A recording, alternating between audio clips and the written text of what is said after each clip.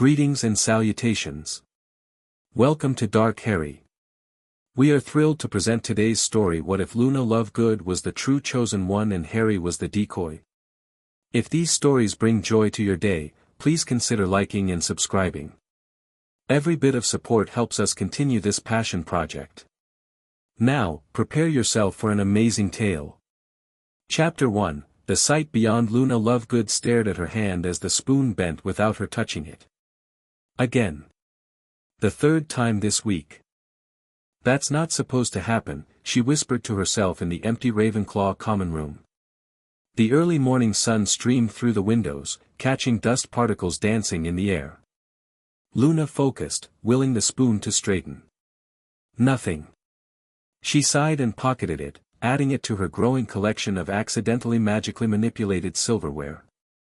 Something was changing.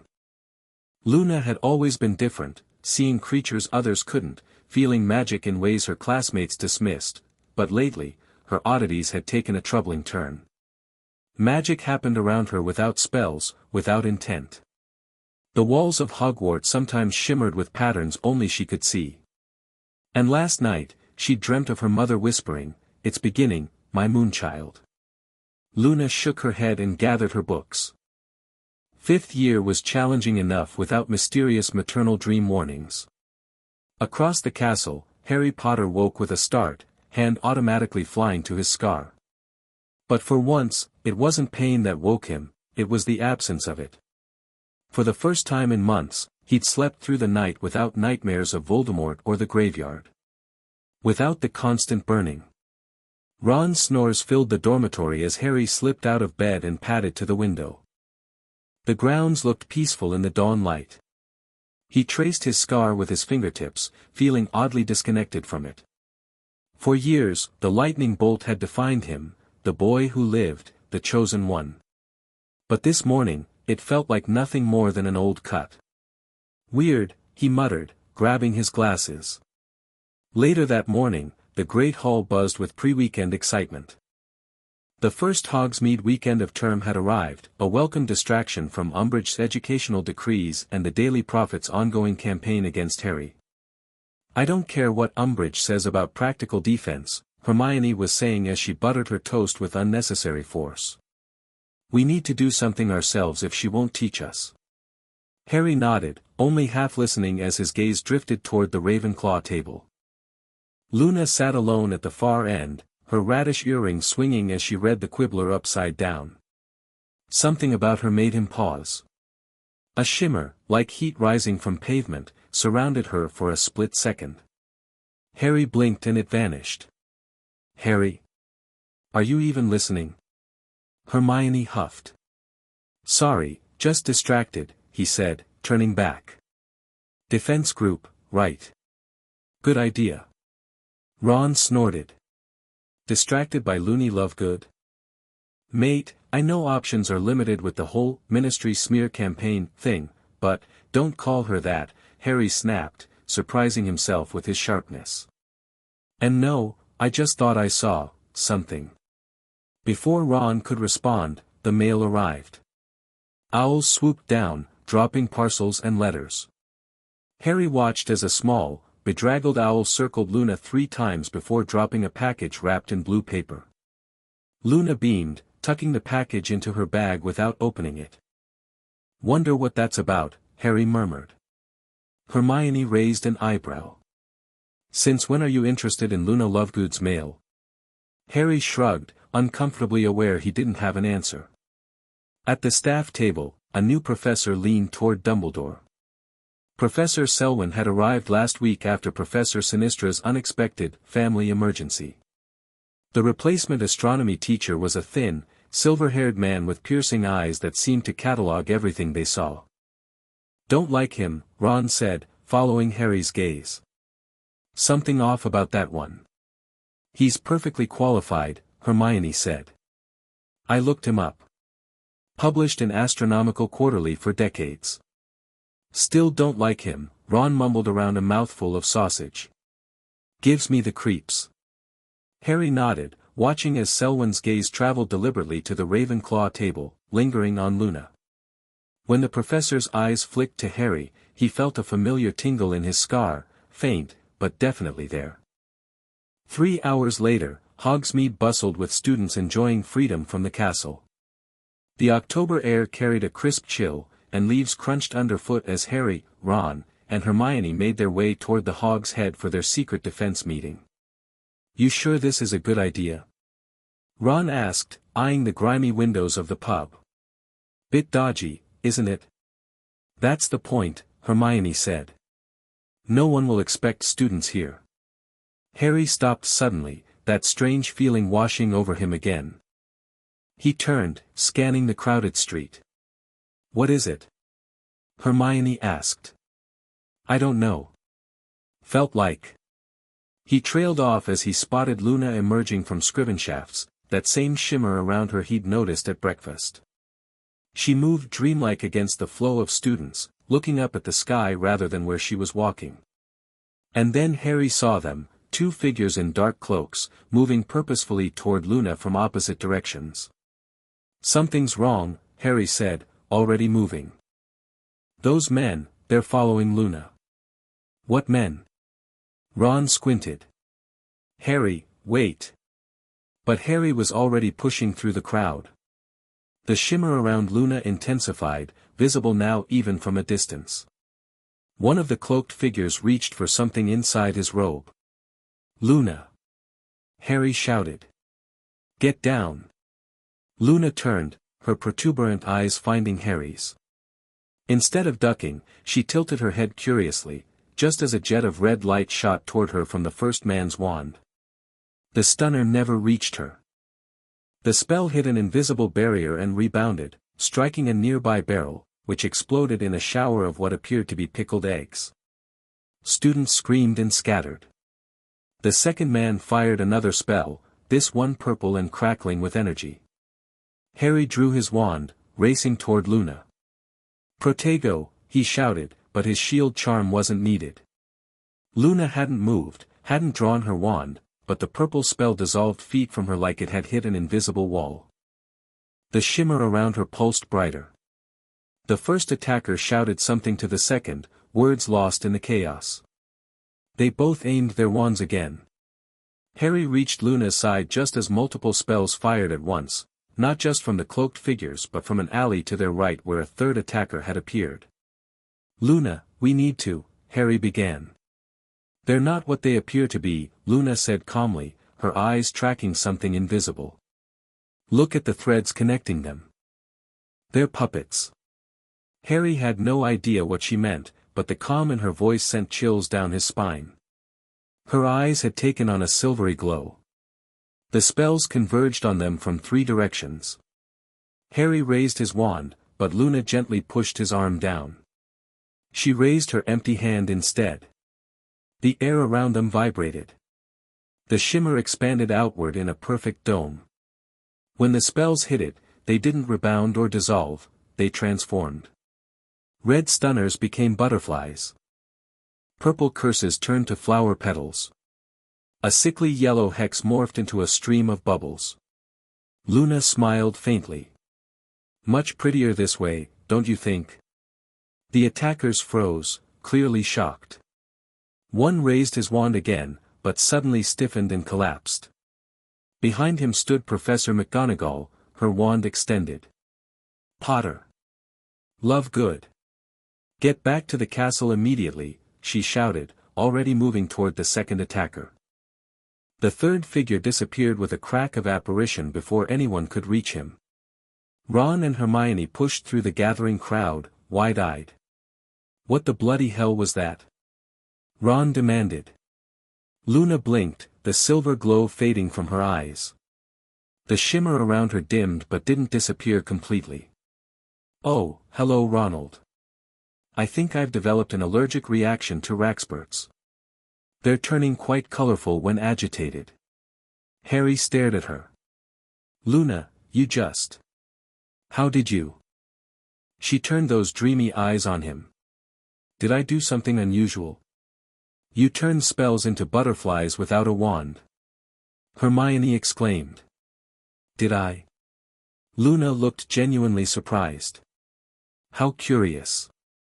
Before anyone could respond, Professor Flitwick appeared, panting from his run down the street. "Miss Lovegood, Mr. Potter, come with me at once. The rest of you, back to the castle." His usually cheerful face looked grave. As they followed Flitwick, Harry noticed the package Luna had received that morning peeking from her bag. The blue wrapping paper seemed to glow with the same energy that had surrounded Luna during the attack. "Luna," he whispered, "what's in that package?" She glanced down, surprised. "I don't know. I was waiting for the moon to be right before opening it. Mother always said important things should only be revealed when the moon is in the correct phase." Harry's scar tingled again. "I think you should open it now." Back at the castle, Dumbledore's office filled with urgent voices. "3 attackers in Hogsmeade, Albus," McGonagall said, pacing in front of the headmaster's desk. "And they weren't after Potter, they targeted Miss Lovegood." Dumbledore's piercing blue eyes moved from McGonagall to Luna, who sat examining the trinkets on his desk with apparent fascination, and then to Harry, who couldn't shake the feeling that the headmaster had been expecting something like this. "Miss Lovegood," Dumbledore said gently, "Professor McGonagall tells me you demonstrated extraordinary magic today." Luna looked up. "Did I? I just didn't want the spells to hurt anyone. They looked angry, so I made them happy." "Without a wand," Flitwick squeaked. "Wandless transformation of hostile magic. I've never seen anything like it." "It wasn't really wandless," Luna said. "I used the threads." "Threads?"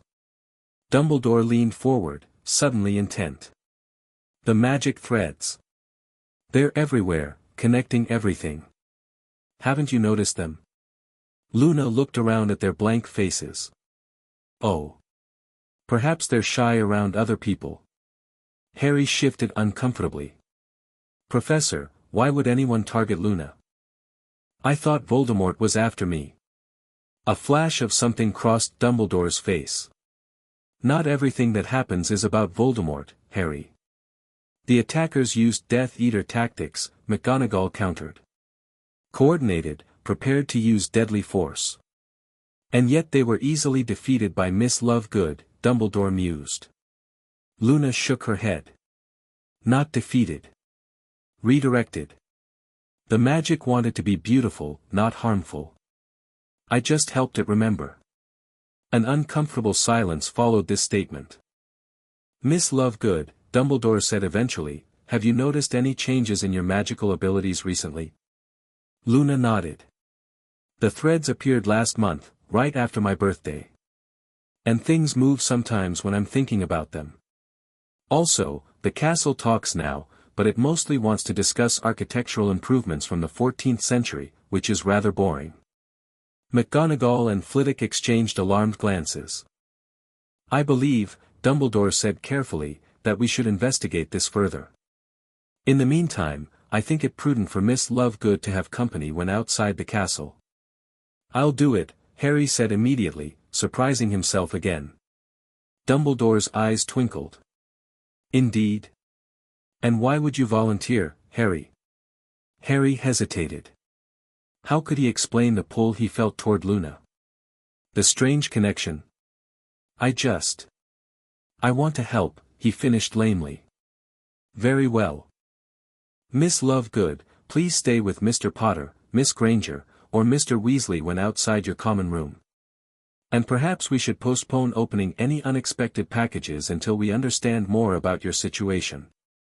Luna's hand went to her bag. "But it's from Mother." Everyone stared at her. "Your mother passed away years ago, Miss Lovegood," McGonagall said gently. "Yes, but she always planned ahead." Luna pulled out the blue package. "It has her magical signature. She must have arranged for it to arrive now." Harry felt his scar prickle as Luna began unwrapping the package. Dumbledore made no move to stop her. Inside was a small leather-bound journal and a silver pendant shaped like a crescent moon. "Her research diary," Luna whispered, touching the book reverently. "And her focus pendant." She lifted the necklace, which caught the light strangely, reflecting more than should have been possible in the dim office. Pandora's pendant, Flitwick breathed. I haven't seen it since, well, since before the accident. Luna slipped the chain over her head. The moment the pendant touched her chest, the shimmer around her stabilized, becoming a faint silver aura visible to everyone in the room. Oh, Luna said softly. The threads are clearer now. She reached out, seeming to pluck at invisible strings in the air. The objects on Dumbledore's desk rose in perfect unison, floating in complex patterns before settling back down. Dumbledore stood. I believe Miss Lovegood should rest. This has been an eventful day. Professor Flitwick, please escort her to Ravenclaw Tower. As Luna followed Flitwick to the door, she paused beside Harry. Your thread is connected to mine, she whispered. It's always been, but now it's getting stronger. That's why your scar hurts less when I'm near. Harry's mouth fell open. How did you, the threads tell me things. Don't worry, Harry. We'll figure it out together. She smiled dreamily and left. Harry turned back to find Dumbledore watching him intently. Sir, Harry began hesitantly, what's happening to Luna? And what did she mean about our threads being connected? Dumbledore sighed heavily. That, Harry, is a very complicated question. One which, I fear, may change everything you believe about yourself and your destiny. My destiny? You mean the prophecy? What does Luna have to do with it? Dumbledore exchanged a long look with McGonagall. More than you can imagine, Harry. More than I dared to believe until today. The following day, whispers followed Luna and Harry everywhere. News of the attack had spread, along with wild rumors about Luna's abilities. Some said she transformed the attackers into butterflies. Others claimed she'd summoned a protective spirit in the shape of a moon. Luna seemed oblivious to the attention as she and Harry walked to defense against the dark arts. The pendant gleamed at her throat, and the journal never left her side. Have you read anything in your mother's diary yet? Harry asked, trying to ignore the stares. Luna nodded. Some. It's mostly research notes about perception-based magic. Mother believed certain witches and wizards could see and manipulate the raw essence of magic, what I call threads. And she could do this too. Not like I can, Luna said matter-of-factly. She developed the pendant to help her see what came naturally to me. There's a page marked for my 15th birthday. It says, when the moonchild comes of age, the sight awakens. Harry frowned. Moonchild? It's what she called me. Luna means moon, you know. They entered the classroom to find Professor Umbridge already seated at her desk, her toad-like face set in a satisfied smile. The attack in Hogsmeade had given her new ammunition against Dumbledore's leadership. Wands away, books out, she trilled as students filed in. Luna took a seat beside Harry, ignoring the curious looks from the mixed Gryffindor-Ravenclaw class. She placed her wand on the desk instead of putting it away. Umbridge noticed immediately. Miss Lovegood, I said wands away. Luna looked up, her protuberant eyes meeting Umbridge's. I don't think I'll need it anyway, Professor. The magic works better without it now. A hush fell over the classroom. Umbridge's smile stiffened. 5 points from Ravenclaw for cheek, Miss Lovegood. Luna shrugged, but left her wand on the desk. Harry watched as the shimmer around her intensified slightly. Now then, Umbridge continued, open your books to Chapter 3, Theoretical Responses to Magical Threats. The class dutifully opened their books, except Luna, who opened her mother's journal instead. Miss Lovegood. Umbridge's voice rose. That is not the assigned text. Oh, I know, Luna replied serenely. But Mother's research on defensive magic is much more practical than this book. Did you know there are 15 different ways to redirect harmful intent back into healing energy? I managed one yesterday, but there are 14 more to learn. Whispers erupted around the room. Umbridge's face darkened. Detention, Miss Lovegood. And I'll be confiscating that unauthorized material. She strode toward Luna, hand outstretched for the journal. Harry tensed, ready to intervene, but Luna simply smiled. I wouldn't touch it if I were you, Professor. Mother's books are quite particular about who reads them. Umbridge snatched the journal anyway, and immediately dropped it with a shriek. The book fell open on Luna's desk, completely unharmed, while angry red welts appeared on Umbridge's stubby fingers. How dare you? Umbridge spluttered, cradling her hand. Cursed objects are forbidden at Hogwarts. This is a direct violation of Educational Decree No. 23. It's not cursed, Luna said. It just doesn't like people who mean me harm. Harry bit back a smile. Several other students weren't so successful at hiding their amusement. Out! Umbridge shrieked, pointing at Luna. Out of my classroom this instant. And report to the headmaster's office. Luna gathered her things calmly. Coming, Harry? She asked, as if they'd planned to leave together all along. Every eye in the room turned to Harry. Umbridge's face contorted with rage. Potter stays right where he is. Harry looked at Luna, then at Umbridge, and made a decision that felt strangely inevitable. He stood and packed his bag. Mr. Potter, sit down this instant or face expulsion. Sorry, Professor, Harry said, not feeling sorry at all. But I need to stay with Luna. Headmaster's orders. It wasn't entirely true, but Umbridge couldn't know that. Her mouth opened and closed like a fish out of water as Harry and Luna walked out together. In the corridor, Harry exhaled shakily. That was mental. She's going to make our lives hell now. Luna smiled. The threads around her are all tangled and dark. She can't hurt us, Harry. Not really. Must be nice to be so sure, Harry muttered as they headed toward Dumbledore's office. They never made it there. Halfway across the courtyard, Professor Selwyn stepped into their path. Miss Lovegood, Mr. Potter, he said smoothly.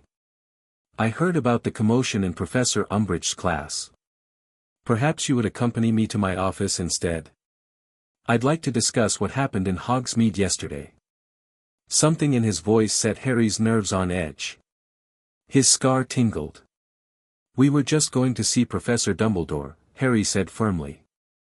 I'm afraid the headmaster is currently meeting with ministry officials about yesterday's incident, Selwyn countered.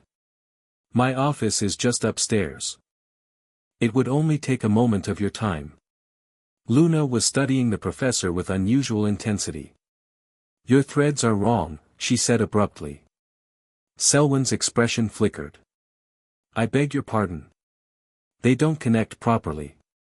Almost like you're wearing someone else's skin. Harry's hand moved to his wand. Selwyn's eyes narrowed dangerously. Perceptive, aren't you, Miss Lovegood? Selwyn's voice dropped to a whisper. Just like your mother. Luna stiffened. Harry drew his wand, but Selwyn was faster. His wand appeared in his hand, pointed directly at Luna's chest. I wouldn't, Potter, Selwyn warned. Not unless you want to see what a cutting curse does to your friend's pretty face. What do you want? Harry demanded, keeping his wand raised. Just a conversation with Miss Lovegood about her remarkable abilities. My associates were quite impressed yesterday. Selwyn's smile didn't reach his eyes. Now, shall we discuss this in private, or would you prefer a more public demonstration of my intentions? Students were beginning to cross the courtyard for their next classes. Harry's mind raced, calculating their options. Selwyn's wand didn't waver. Luna's hand found Harry's free one. The contact sent a jolt through him, his scar simultaneously burning and cooling. It's all right, Harry, she said quietly. I can see what he's planning. Something in her tone made Harry glance at her. The silver glow had returned to her eyes, more pronounced than before. The pendant at her throat pulsed with light. Selwyn noticed too. His confident expression faltered. What are you doing, girl? Stop that at once. Luna raised her free hand, fingers spread as if feeling the air. So many threads connected to you. Pulling you. Controlling you. She made a plucking motion. This one leads back to him, doesn't it? To Voldemort. Selwyn flinched violently. Don't speak his name, you insolent, he can feel me looking, can't he? Luna continued, her voice taking on an otherworldly quality.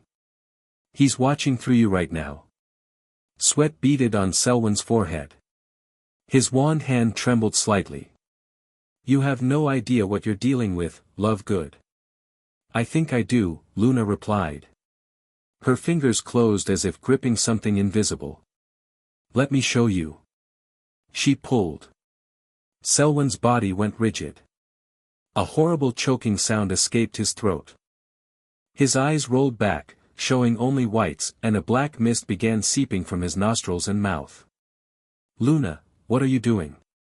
Harry asked, alarmed. Removing the parasite, Luna said calmly. He's being possessed. Not fully, just enough for control and observation.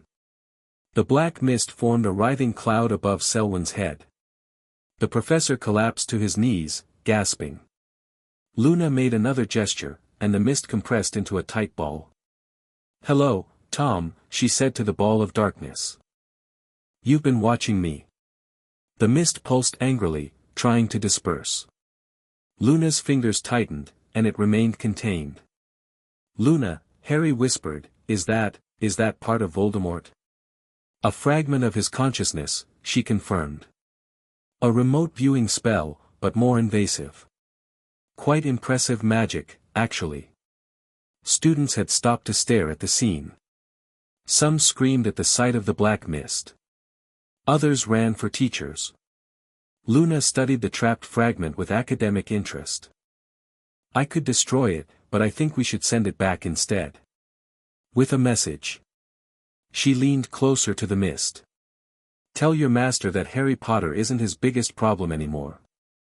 She released the mist with a flick of her wrist. It shot into the sky like a rocket and vanished with a crack of displaced air. Selwyn slumped to the ground, unconscious but breathing. Luna swayed slightly, the glow fading from her eyes. Harry caught her arm to steady her. Luna, that was quite tiring, she finished, leaning against him. I've never manipulated threads that strong before. Professors McGonagall and Flitwick burst into the courtyard, followed by Dumbledore himself. They stopped short at the sight of Selwyn sprawled on the ground and Luna leaning against Harry. He was possessed, Harry explained quickly. Luna removed it, some kind of fragment of Voldemort that was controlling him. Dumbledore knelt beside Selwyn, examining him with rapid wand work.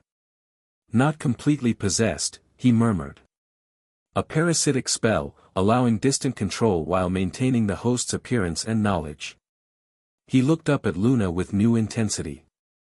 Miss Lovegood, how did you know? Luna blinked drowsily. His threads were all wrong. Tangled with black ones that led far away. McGonagall looked bewildered, but Dumbledore nodded as if this made perfect sense. The pendant, he said, eyeing the silver crescent at Luna's throat. It's enhancing abilities you already had naturally. Mother's journal says it's a focus tool, Luna confirmed. It helps me see and manipulate the magical threads more precisely. Albus, McGonagall said urgently, what exactly is happening here? Dumbledore stood. Minerva, please escort Professor Selwyn to the hospital wing. He'll need to be secured until we can be certain the connection is fully severed. Phileas, please clear these students back to their classes. As the other professors moved to comply, Dumbledore turned to Harry and Luna. I believe it's time for a more detailed conversation about your mother's research, Miss Lovegood. And about prophecies that might have been misinterpreted. Dumbledore's office was silent except for the ticking of various silver instruments. Harry sat rigid in his chair, trying to process what he'd just heard. So you're saying, he finally managed, that the prophecy wasn't about me at all? It was about Luna? Dumbledore sighed. Not exactly, Harry. The prophecy is ambiguous. It speaks of one born as the seventh month dies, marked by the Dark Lord as his equal. That's me, Harry insisted, touching his scar. I was born at the end of July, and Voldemort gave me this. You were indeed born on July 31st, Dumbledore agreed. But Miss Lovegood was born on July 31st as well, though few know this, as her father always celebrated her birthday by the lunar calendar instead. Luna nodded dreamily. Father says I was born as the moon reached its zenith on the last night of July. That's why he named me Luna. Harry stared at her. But Voldemort came after me, not Luna. He marked me. Yes, Dumbledore said gravely. After hearing part of the prophecy, Voldemort chose to target you, Harry. But consider this, what if that choice was influenced? What if he was deliberately pointed toward you instead of Miss Lovegood? Influenced by who? Dumbledore's eyes fixed on Luna's pendant. By two brilliant witches who loved their children enough to create an elaborate deception. Pandora Lovegood and Lily Potter. The silence that followed was deafening. My mother knew Luna's mother? Harry finally asked. Dumbledore nodded. They were research partners in the Department of Mysteries before you were both born. Brilliant witches studying the nature of prophecy and magical protection. When they learned of Voldemort's interest in the prophecy, they enacted a plan. Luna opened her mother's journal, flipping to a page near the beginning. Here, she said, pointing to an entry. Mother writes about a blood protection ritual she developed with LP, that would be Lily Potter. Indeed, Dumbledore confirmed. Pandora specialized in magical perception and manipulation, abilities you've clearly inherited, Miss Lovegood. Lily's expertise was in protection magic and sacrificial bonds. Together, they created a dual protection system. Lily's sacrifice would create a powerful shield around you, Harry, while also establishing a magical decoy effect. A decoy, Harry repeated numbly. I was a decoy. A protected decoy, Dumbledore corrected gently. Voldemort was drawn to target you instead of Luna, fulfilling the prophecy's requirement of being marked by the Dark Lord, but also activating Lily's protection. Meanwhile, Luna's natural abilities remained hidden, developing quietly until the right moment. Mother's notes mention a dormant phase, Luna said, scanning the journal. The powers would remain suppressed until my 15th birthday, when they would awaken fully. Harry felt like the floor was shifting under him.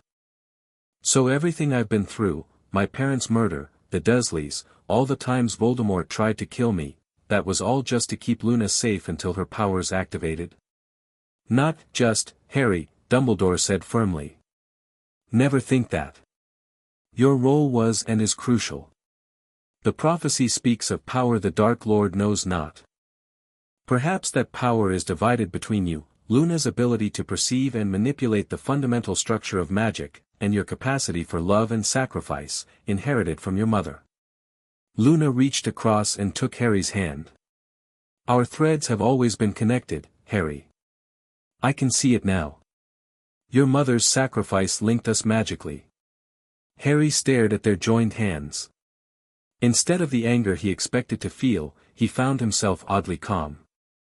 That's why my scar hurts less when you're near, he realized. And why I felt drawn to protect you before I even knew any of this. Dumbledore nodded. Lily's protection extends through both of you now, strengthened by your proximity to each other. As Miss Lovegood's abilities grow stronger, your connection will likely intensify. So what happens now? Harry asked. Voldemort knows about Luna after what happened with Selwyn. He suspects, Dumbledore corrected. But he doesn't understand. Few wizards would. Pandora's research was considered fringe even by Department of Mysteries standards. We need to read more of Mother's journal, Luna said decisively. She left it for me now because she knew I'd need it when my abilities awakened. A wise suggestion, Miss Lovegood, Dumbledore agreed. But cautiously, and with support. The knowledge contained there could be dangerous in the wrong hands. A knock interrupted them. The door opened to reveal Professor McGonagall, her expression grave. "Albus, we have a situation. The Ministry has sent officials to investigate the incident in the courtyard. Dolores is demanding Miss Lovegood be taken in for questioning about use of unauthorized magic on a professor." "That was fast," Harry muttered. "Not surprising," Dumbledore said, standing. "If Voldemort has infiltrated the Ministry as deeply as we fear, he would waste no time trying to secure Miss Lovegood." "What do we do?" Harry asked, automatically moving closer to Luna. Dumbledore's eyes twinkled. "Why, we ensure Miss Lovegood is nowhere to be found, of course."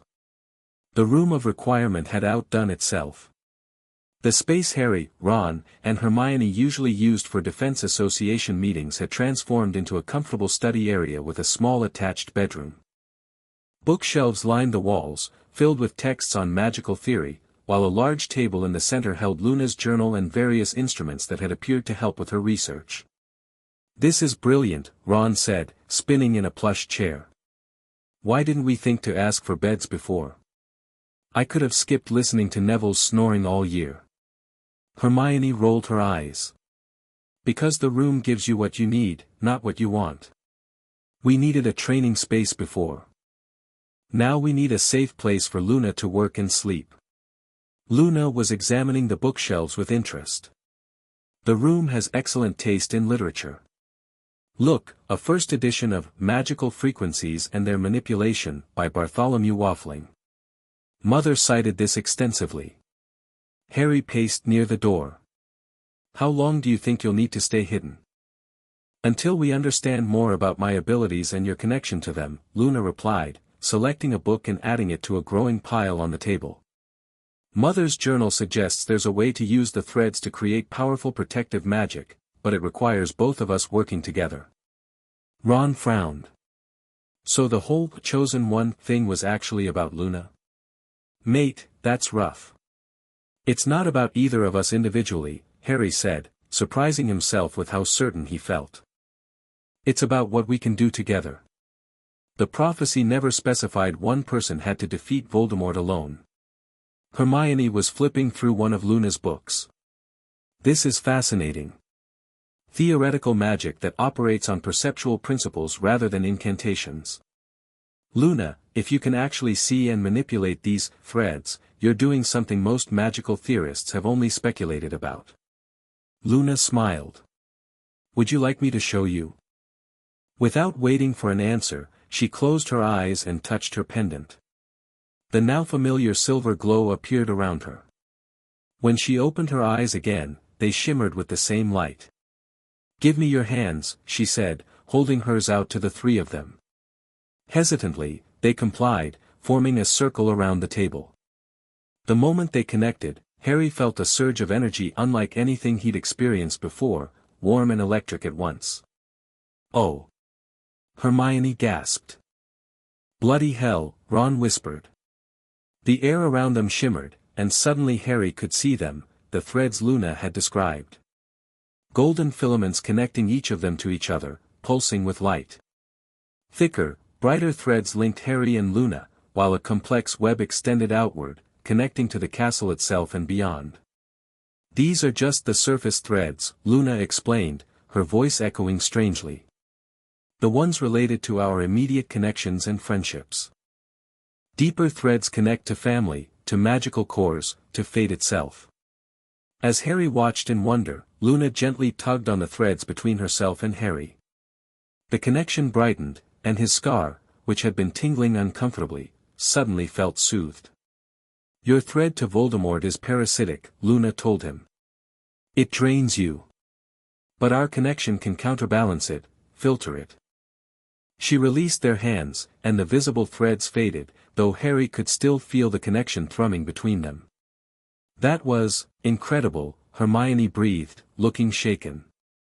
"Wicked," Ron agreed. "So you can, what, pluck these threads like guitar strings to make magic happen?" Luna tilted her head. "More like weaving. Or conducting an orchestra. Each thread has its own tone and purpose. The trick is learning which ones to adjust and how. Harry rubbed his scar thoughtfully. The connection to Voldemort, can you do something more permanent about it? Block it completely? Not yet, Luna said. Severing threads is dangerous.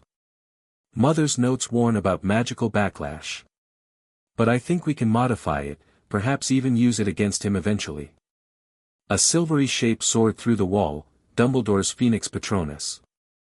It spoke with the headmaster's voice. Ministry officials have departed temporarily. Miss Lovegood should remain hidden. They will return with a warrant tomorrow.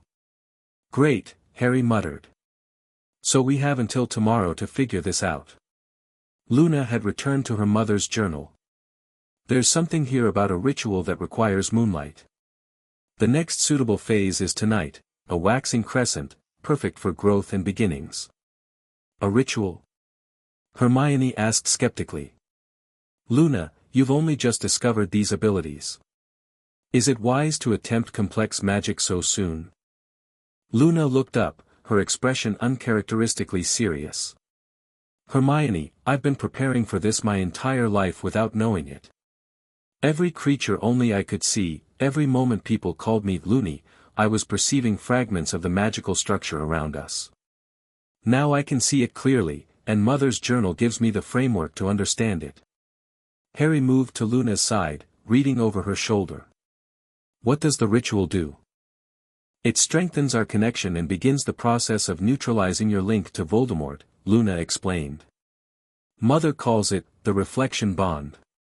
Like a mirror redirecting light, it will reflect some of Voldemort's own power back at him whenever he tries to access your mind. That sounds brilliant, Ron said. When do we start? Luna smiled. Midnight.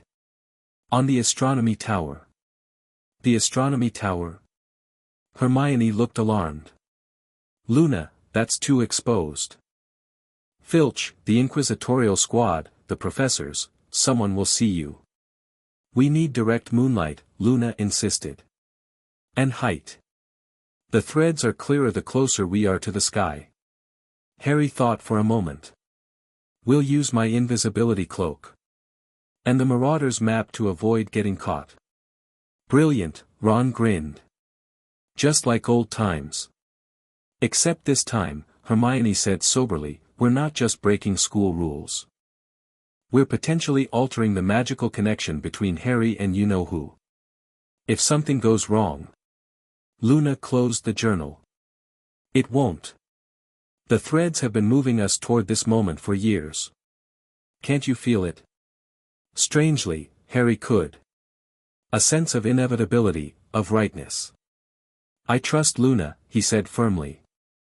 If this can help us fight Voldemort, it's worth the risk. The night air bit cold as Harry and Luna emerged onto the astronomy tower under the invisibility cloak. The waxing crescent moon hung like a silver sickle in the clear sky, casting just enough light to see by. Perfect, Luna breathed, slipping out from under the cloak. The alignment is ideal. Harry checked the Marauder's map one last time. Filch is on the 3rd floor. Umbridge is in her office. We should be clear for at least an hour. Luna was already arranging items from her bag, her mother's journal, open to a specific page, a small silver bowl, and several curious objects Harry didn't recognize. What do we need to do? He asked, folding the cloak and map carefully. First, we create a circle of intent. Luna sprinkled what looked like salt but glimmered too brightly around them in a perfect circle. Then we establish the reflection points. She placed small crystals at 4 equidistant points around the circle's edge. Each crystal caught the moonlight and seemed to amplify it, creating pillars of faint light. Now we need a base for the bond. Luna held out her hand. 3 drops of blood from each of us. Harry hesitated only briefly before nodding. All right. Luna produced a small silver needle and carefully pricked her finger, allowing 3 drops to fall into the silver bowl. She then did the same for Harry. The blood in the bowl swirled together of its own accord, shifting from red to a metallic silver that matched Luna's pendant. Mother's notes say the connection between us was established the moment your mother sacrificed herself, Luna explained, setting the bowl in the center of the circle. That night, both your mother and mine cast spells to link us, you as the decoy, me as the hidden power. This ritual acknowledges and strengthens that link. Luna removed her pendant and placed it in the silver liquid, where it seemed to drink in the mixture. She then stood and held out her hands to Harry. Stand across from me, she instructed. When the moonlight hits the pendant directly, we'll both focus on our connection. You'll feel the thread between us. Don't fight it, just let it strengthen. Harry took his position, heart pounding with anticipation. And this will help block Voldemort? It will transform your connection to him, Luna said. Right now, it's a one-way invasion. After this, it becomes a two-way mirror. He'll see himself reflected when he looks at you, which will confuse and weaken him. The moonlight shifted, a direct beam striking the pendant in the bowl. It flared brilliantly, and the silver liquid rose into the air, forming a shimmering arch between Harry and Luna. Luna's eyes took on that now familiar silver glow. Give me your hands, Harry. He reached across the bowl and took her hands. Immediately, the threads appeared, thousands of them, connecting everything on the tower, stretching out to the grounds, the forest, beyond. But most prominent was a thick, golden cord binding him to Luna, pulsing with light and energy. That's us, Luna whispered, her voice seeming to come from everywhere at once. The connection your mother and mine created. Harry could feel it now, warm, protective, familiar somehow. As if he'd always known it was there but had never consciously recognized it. There's the other one, Luna said, nodding to a black, writhing thread extending from Harry's scar up into the night sky. The parasite. Harry recoiled at the sight of it, but Luna's grip on his hands tightened. Don't pull away, she said urgently. We need to modify it together. The golden thread between them brightened, pulsing with energy that flowed into Harry. He gasped as power unlike anything he'd felt before surged through him. His scar burned, then froze, then seemed to vibrate at a new frequency. Luna was weaving one hand in complex patterns while keeping the other firmly gripped in Harry's. The golden thread unwound partially, individual strands separating and wrapping around the black thread from his scar. What's happening? Harry gasped. We're creating a filter, Luna explained, her voice strained with concentration. A reflective barrier. When he tries to see through your eyes or send you visions, he'll see fragments of his own fears instead. The pendant in the bowl rose higher, spinning rapidly. The silver liquid formed a perfect sphere around it before shooting outward in a shimmering wave that passed harmlessly through Harry and Luna but seemed to solidify the newly woven pattern of threads. The black thread didn't vanish, but it changed, turning silvery at various points where Luna's woven barrier intersected it. It's done, Luna breathed, her eyes returning to normal as she released Harry's hands. How do you feel? Harry touched his scar experimentally. For the first time in months, it felt quiet. Not completely dormant, but muffled, as if Voldemort's presence had been pushed behind a heavy curtain. Different, he said. Better. Like something that was pressing on me has backed off. Luna smiled, retrieving her pendant from the bowl, which was now empty. The liquid had been completely absorbed into the silver crescent. She slipped the chain over her head again. The connection is still there, she warned. We can't sever it completely yet. But now it works both ways. And our connection, she gestured between them, will grow stronger. We'll be able to sense each other's presence, maybe even emotions eventually. Harry found he didn't mind that idea as much as he might have expected. Thank you, Luna. A sudden noise from the stairwell froze them both. Harry lunged for the map, checking it quickly. Umbridge, he hissed. And Filch. They're heading up here. Luna calmly began collecting her supplies. Help me clear this quickly. They erased all traces of the ritual just as footsteps became audible on the stairs. Harry threw the invisibility cloak over them both, pulling Luna close as they backed against the tower wall. Umbridge burst onto the tower, wand lit and eyes wild. "I know you're up here, Potter," she called. The security sensors detected magic being performed. Filch followed, Mrs. Norris at his heels. The cat's lamp-like eyes seemed to stare directly at their hiding spot. "Search everywhere," Umbridge instructed. "They can't have gone far." As Filch began checking behind the few telescopes left on the tower, Harry felt Luna's hand slip into his. A strange sensation washed over him, and he had to stifle a gasp as they both seemed to fade further, becoming not just invisible but somehow less present. Mrs. Norris, who had been sniffing toward them, suddenly looked confused. She turned away, searching elsewhere. Luna leaned close to whisper directly into Harry's ear, her breath warm against his skin. "I've adjusted our threads to dampen our presence. They can't sense us now." After several minutes of fruitless searching, an increasingly frustrated Umbridge ordered Filch to check the stairs and corridors below. "They must have just left," she fumed. "Find them."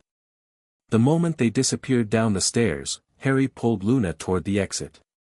"That was amazing," he whispered as they descended. "How did you do that?" "The ritual enhanced my abilities," Luna explained softly. "And our connection lets me extend some of those abilities to you. We're stronger together now." They made their way carefully back toward the room of requirement, avoiding patrols with the help of the map. Just before they reached the 7th floor, Harry's scar suddenly flared with pain. He stumbled, pressing his hand against it. "Harry?" Luna stopped, concerned. "What is it?" "Voldemort," Harry gasped. "He's angry, really angry." But unlike previous episodes, the pain didn't increase. It pulsed once, twice, then subsided, leaving only a dull ache. Harry straightened, surprised. "It's different," he said wonderingly. "I felt him, but it was like he hit a wall." Luna smiled. "The reflection is working. He tried to push into your mind and encountered the barrier we created." Harry felt a fierce surge of triumph. "So he knows something's changed."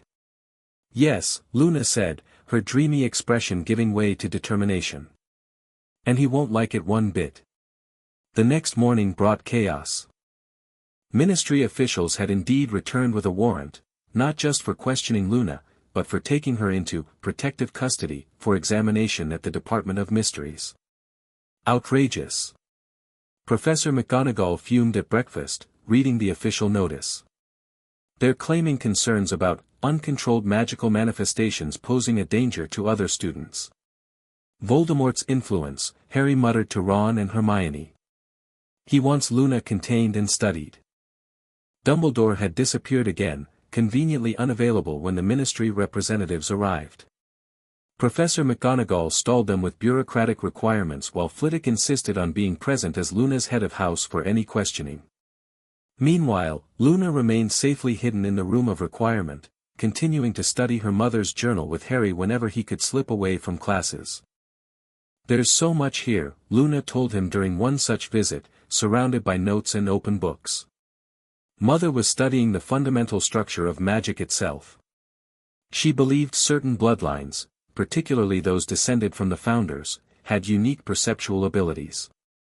"Like seeing the threads?" Harry asked, reading over her shoulder. "Exactly.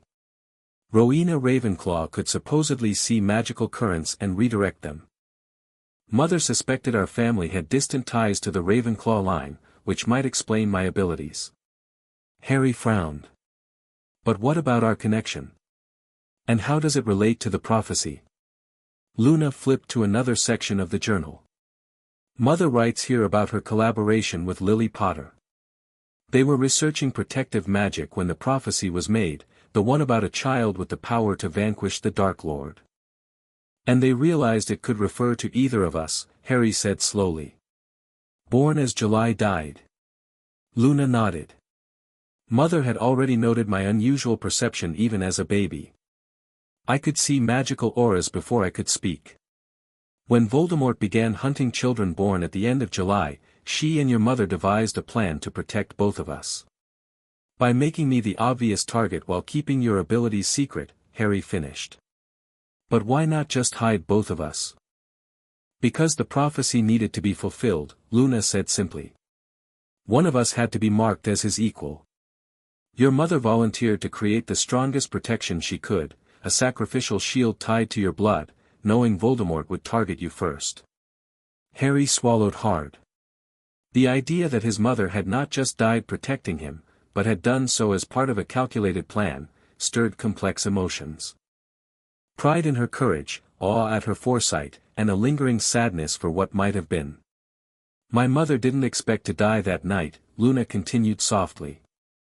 She thought both families would survive in hiding while Voldemort focused his search on you. But when your parents were killed and you survived, she knew the plan had worked differently than anticipated. That's when she began preparing contingencies for me. Like the journal and pendant. And the delayed awakening of my abilities. She placed binding spells on me, timed to dissolve on my 15th birthday. That's why everything started changing recently.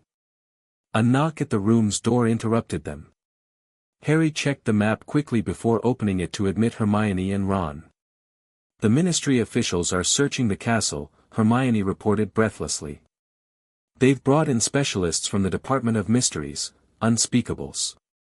Blimey, they're serious about finding you, Ron told Luna. Got detection equipment and everything. Hermione overheard them talking about unusual magical signatures they tracked to the astronomy tower last night. Harry and Luna exchanged concerned looks. The ritual, Harry said. It must have left traces they can follow. Luna looked thoughtful. Not exactly traces, more like echoes in the threads. They can't detect the threads directly, but they can measure disturbances where significant magic altered them. Can they track it here? Harry asked urgently. Luna closed her eyes briefly, touching her pendant. When she opened them again, they held that silver glow. No. The room exists in a fold in the threads, that's how it can transform itself. It's partially outside normal magical detection. Still, Hermione said nervously, we should prepare for the possibility they'll find this place eventually. We need a diversion, Ron suggested. Something to draw them away from the castle entirely. A strange expression crossed Luna's face. I could give them something to chase. What do you mean? Harry asked, immediately wary. Luna smiled that dreamy smile that Harry now recognized hid a sharp intelligence. I've been practicing with the threads. I think I can create a projected echo of myself, not physically present, but magically detectable. Like a ghost made of magical signature. You want to send them on a wild goose chase, Hermione realized. Make them think you've left Hogwarts. Precisely. Luna began gathering specific items from the table. I'll need something personal from each of you to anchor the projection to different locations. A hair will do. Ron looked skeptical but plucked a red hair without hesitation. Where are you sending Luna's magical ghost? Your hair will anchor it to the burrow briefly, Luna explained, accepting the strand. Hermione's to Hogsmeade, and Harry's. She paused, looking at him thoughtfully. Harry's will create the strongest echo, because of our connection. I'll send that one further, perhaps to the ministry itself. That should create maximum confusion. Luna, Hermione said cautiously, this sounds like incredibly advanced magic. Are you sure you can control it? Luna's expression turned serious. No. But Mother's journal describes the theory, and after last night's ritual, my understanding of the threads has expanded significantly. She touched the pendant. This helps focus the manipulation, preventing feedback. Harry hesitated only briefly before pulling a dark hair from his head. I trust you, Luna. The words felt significant somehow, weighty with meaning beyond their surface. Luna's eyes met his, and he felt that connection between them pulse in response. Thank you, Harry. She accepted the hair, adding it to Ron's in a small cloth pouch. Hermione. With a resigned sigh, Hermione contributed a curly brown hair. Just be careful. We don't want to attract even more attention. Luna added various herbs and what looked like crushed gemstone powder to the pouch, then tied it with silver thread. I'll need to concentrate. This will take about an hour to prepare properly. As Luna began working, arranging components in precise patterns and consulting her mother's journal, Harry pulled Ron and Hermione aside. There's something else we need to discuss, he said quietly. The DA. With everything happening, I've been thinking, we need to expand it. Make it more than just defense practice. What do you mean? Ron asked. Luna's abilities change everything. If the prophecy is really about both of us working together, then we need people we can trust watching our backs. Harry ran a hand through his hair. Voldemort knows about Luna now. He'll come after her with everything he's got. Hermione nodded slowly. A network. Not just for practicing spells, but for gathering information, providing diversions when needed. Exactly. Fred and George can help with that part. Ginny and Neville are already solid in a fight. Luna's good with Ravenclaws, and, what about Slytherin? Ron interrupted. Not saying we need them, but if we're talking about information gathering. Harry grimaced. I don't know. Maybe Malfoy's been acting strangely since Voldemort returned. Like he knows something but isn't sure what to do about it. Harry, you're not suggesting we try to recruit Draco Malfoy? Hermione looked scandalized. Not recruit, Harry clarified. But watch. See if there's an opportunity. His father's a Death Eater, he might know things about Voldemort's plans. Their conversation halted as Luna made a soft exclamation. They turned to see her standing in the center of a complex pattern she'd created on the floor, the pouch containing their hairs floating at eye level before her. The silver glow had spread from her eyes to surround her entire body.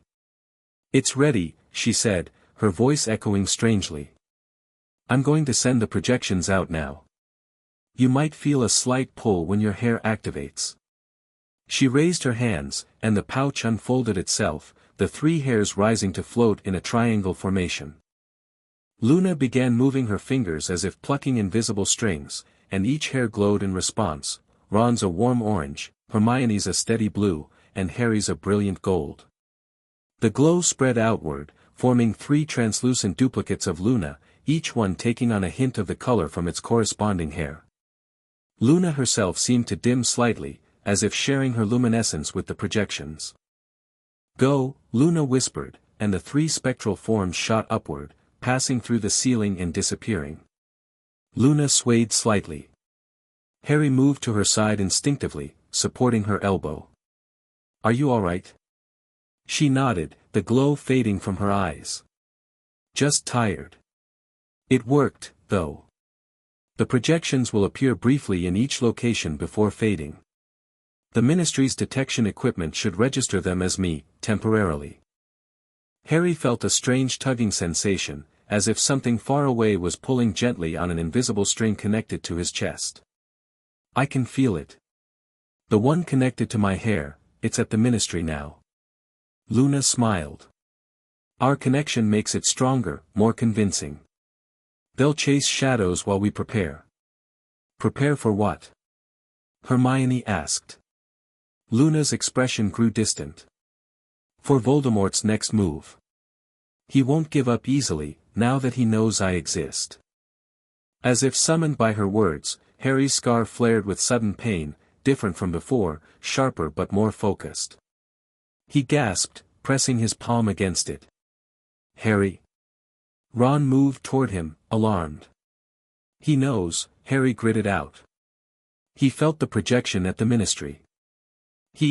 Harry broke off as a vision flashed through his mind, a circular room, spinning walls, glowing prophecy orbs. He's going there himself. To check the Hall of Prophecy. Luna gripped Harry's arm. The reflection is working. You're seeing his intentions instead of just feeling his emotions. The pain receded, leaving Harry shaking but clear-headed. He's figured out that something's changed with the prophecy. He's going to try to hear it again. But that's good, isn't it? Ron asked. Let him chase false leads while we figure things out here. Harry shook his head. You don't understand. If he goes to the Department of Mysteries and realizes the prophecy might be about Luna, not me.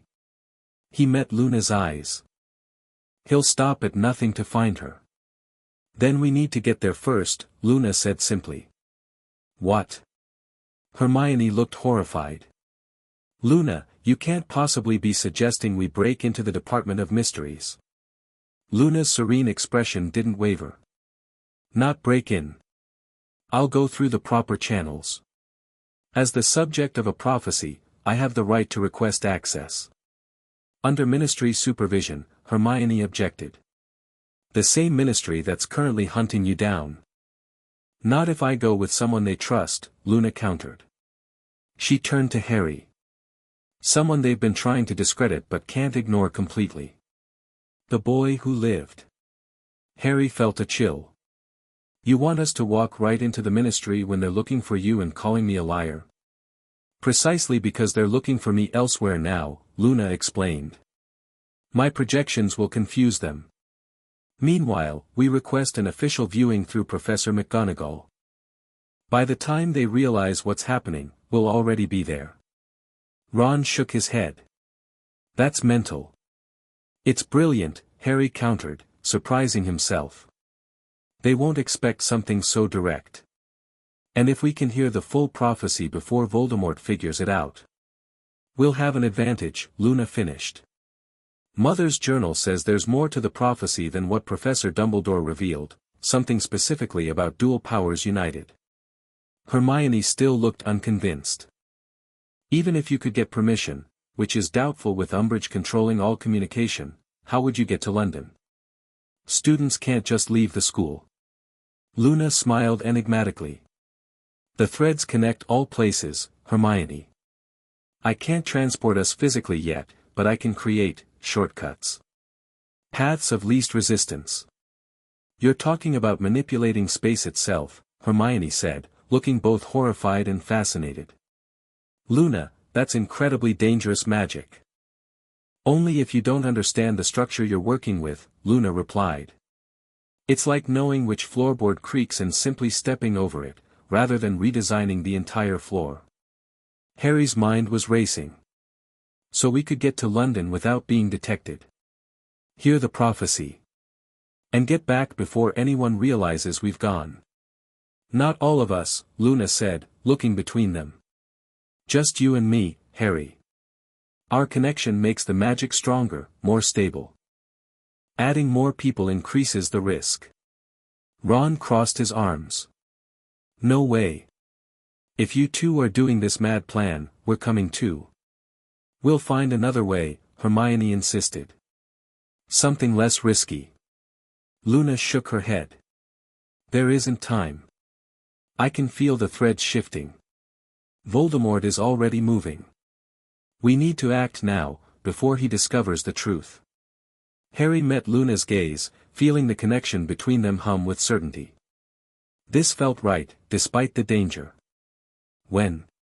Tonight, Luna said. When the castle sleeps and the moon rises. The threads are thinnest between worlds then. As midnight approached, Harry found himself once again under the invisibility cloak with Luna, this time on their way to the shore of the Great Lake. Luna had insisted the boundary between land and water created a natural thinning in the magical barrier surrounding Hogwarts. Are you sure about this? Harry whispered as they reached the pebbled beach. The crescent moon reflected on the still water, creating a perfect double. Luna removed the cloak, her silvery eyes reflecting the moonlight. As sure as I can be. Mother's notes were specific about the theory, if not the practice. She knelt by the water's edge and opened the journal to a marked page. We need to create a resonance between 2 points connected by similar elements. Water is ideal, it flows and connects naturally. So we're using the lake to connect to, what? The fountain in the ministry atrium? Harry asked. Luna nodded, impressed. Exactly. Water to water, creating a harmonic pathway through the threads. She began arranging small items from her bag, a vial of water she'd collected from the ministry fountain during a previous visit with her father, several crystals, and a small silver mirror. The mirror reflects possibilities, she explained as she worked. It shows where threads could connect if properly aligned. Harry watched, fascinated, as Luna positioned the mirror to catch both the moon's reflection and the lake's surface. What do I need to do? Hold these. She handed him 2 crystals. One in each hand. And think about our destination, picture the ministry atrium as clearly as you can. Harry closed his eyes, summoning the memory of the vast hall with its peacock blue ceiling and golden symbols. The polished dark wood floor. The fountain with its golden statues. Good, Luna murmured. I can see it through our connection. Now, don't let go of the crystals, no matter what happens. She touched her pendant, which began to glow with the now familiar silver light. Placing one hand on the journal and the other in the lake water, Luna began speaking in a language Harry didn't recognize, not Latin or any spell incantation he'd heard before. The water around her hand rippled, then stilled unnaturally. The ripples didn't spread outward as they should have but formed a perfect circle that began to glow with the same silver light as the pendant. The pathway is forming, Luna said, her voice distant. I can see the threads stretching, connecting. The crystals in Harry's hands grew warm, then hot. He gripped them tighter despite the discomfort. Luna's eyes had gone completely silver now, reflecting nothing but moonlight. When I count to 3, step into the circle with me. Don't hesitate, don't question, just move. Harry nodded, his heart pounding. 1. The circle of light on the water's surface expanded, bright enough now to cast shadows. 2. The pendant at Luna's throat pulsed, sending out waves of energy that Harry could feel against his skin. 3. Luna grabbed Harry's arm and pulled him forward into the circle of light.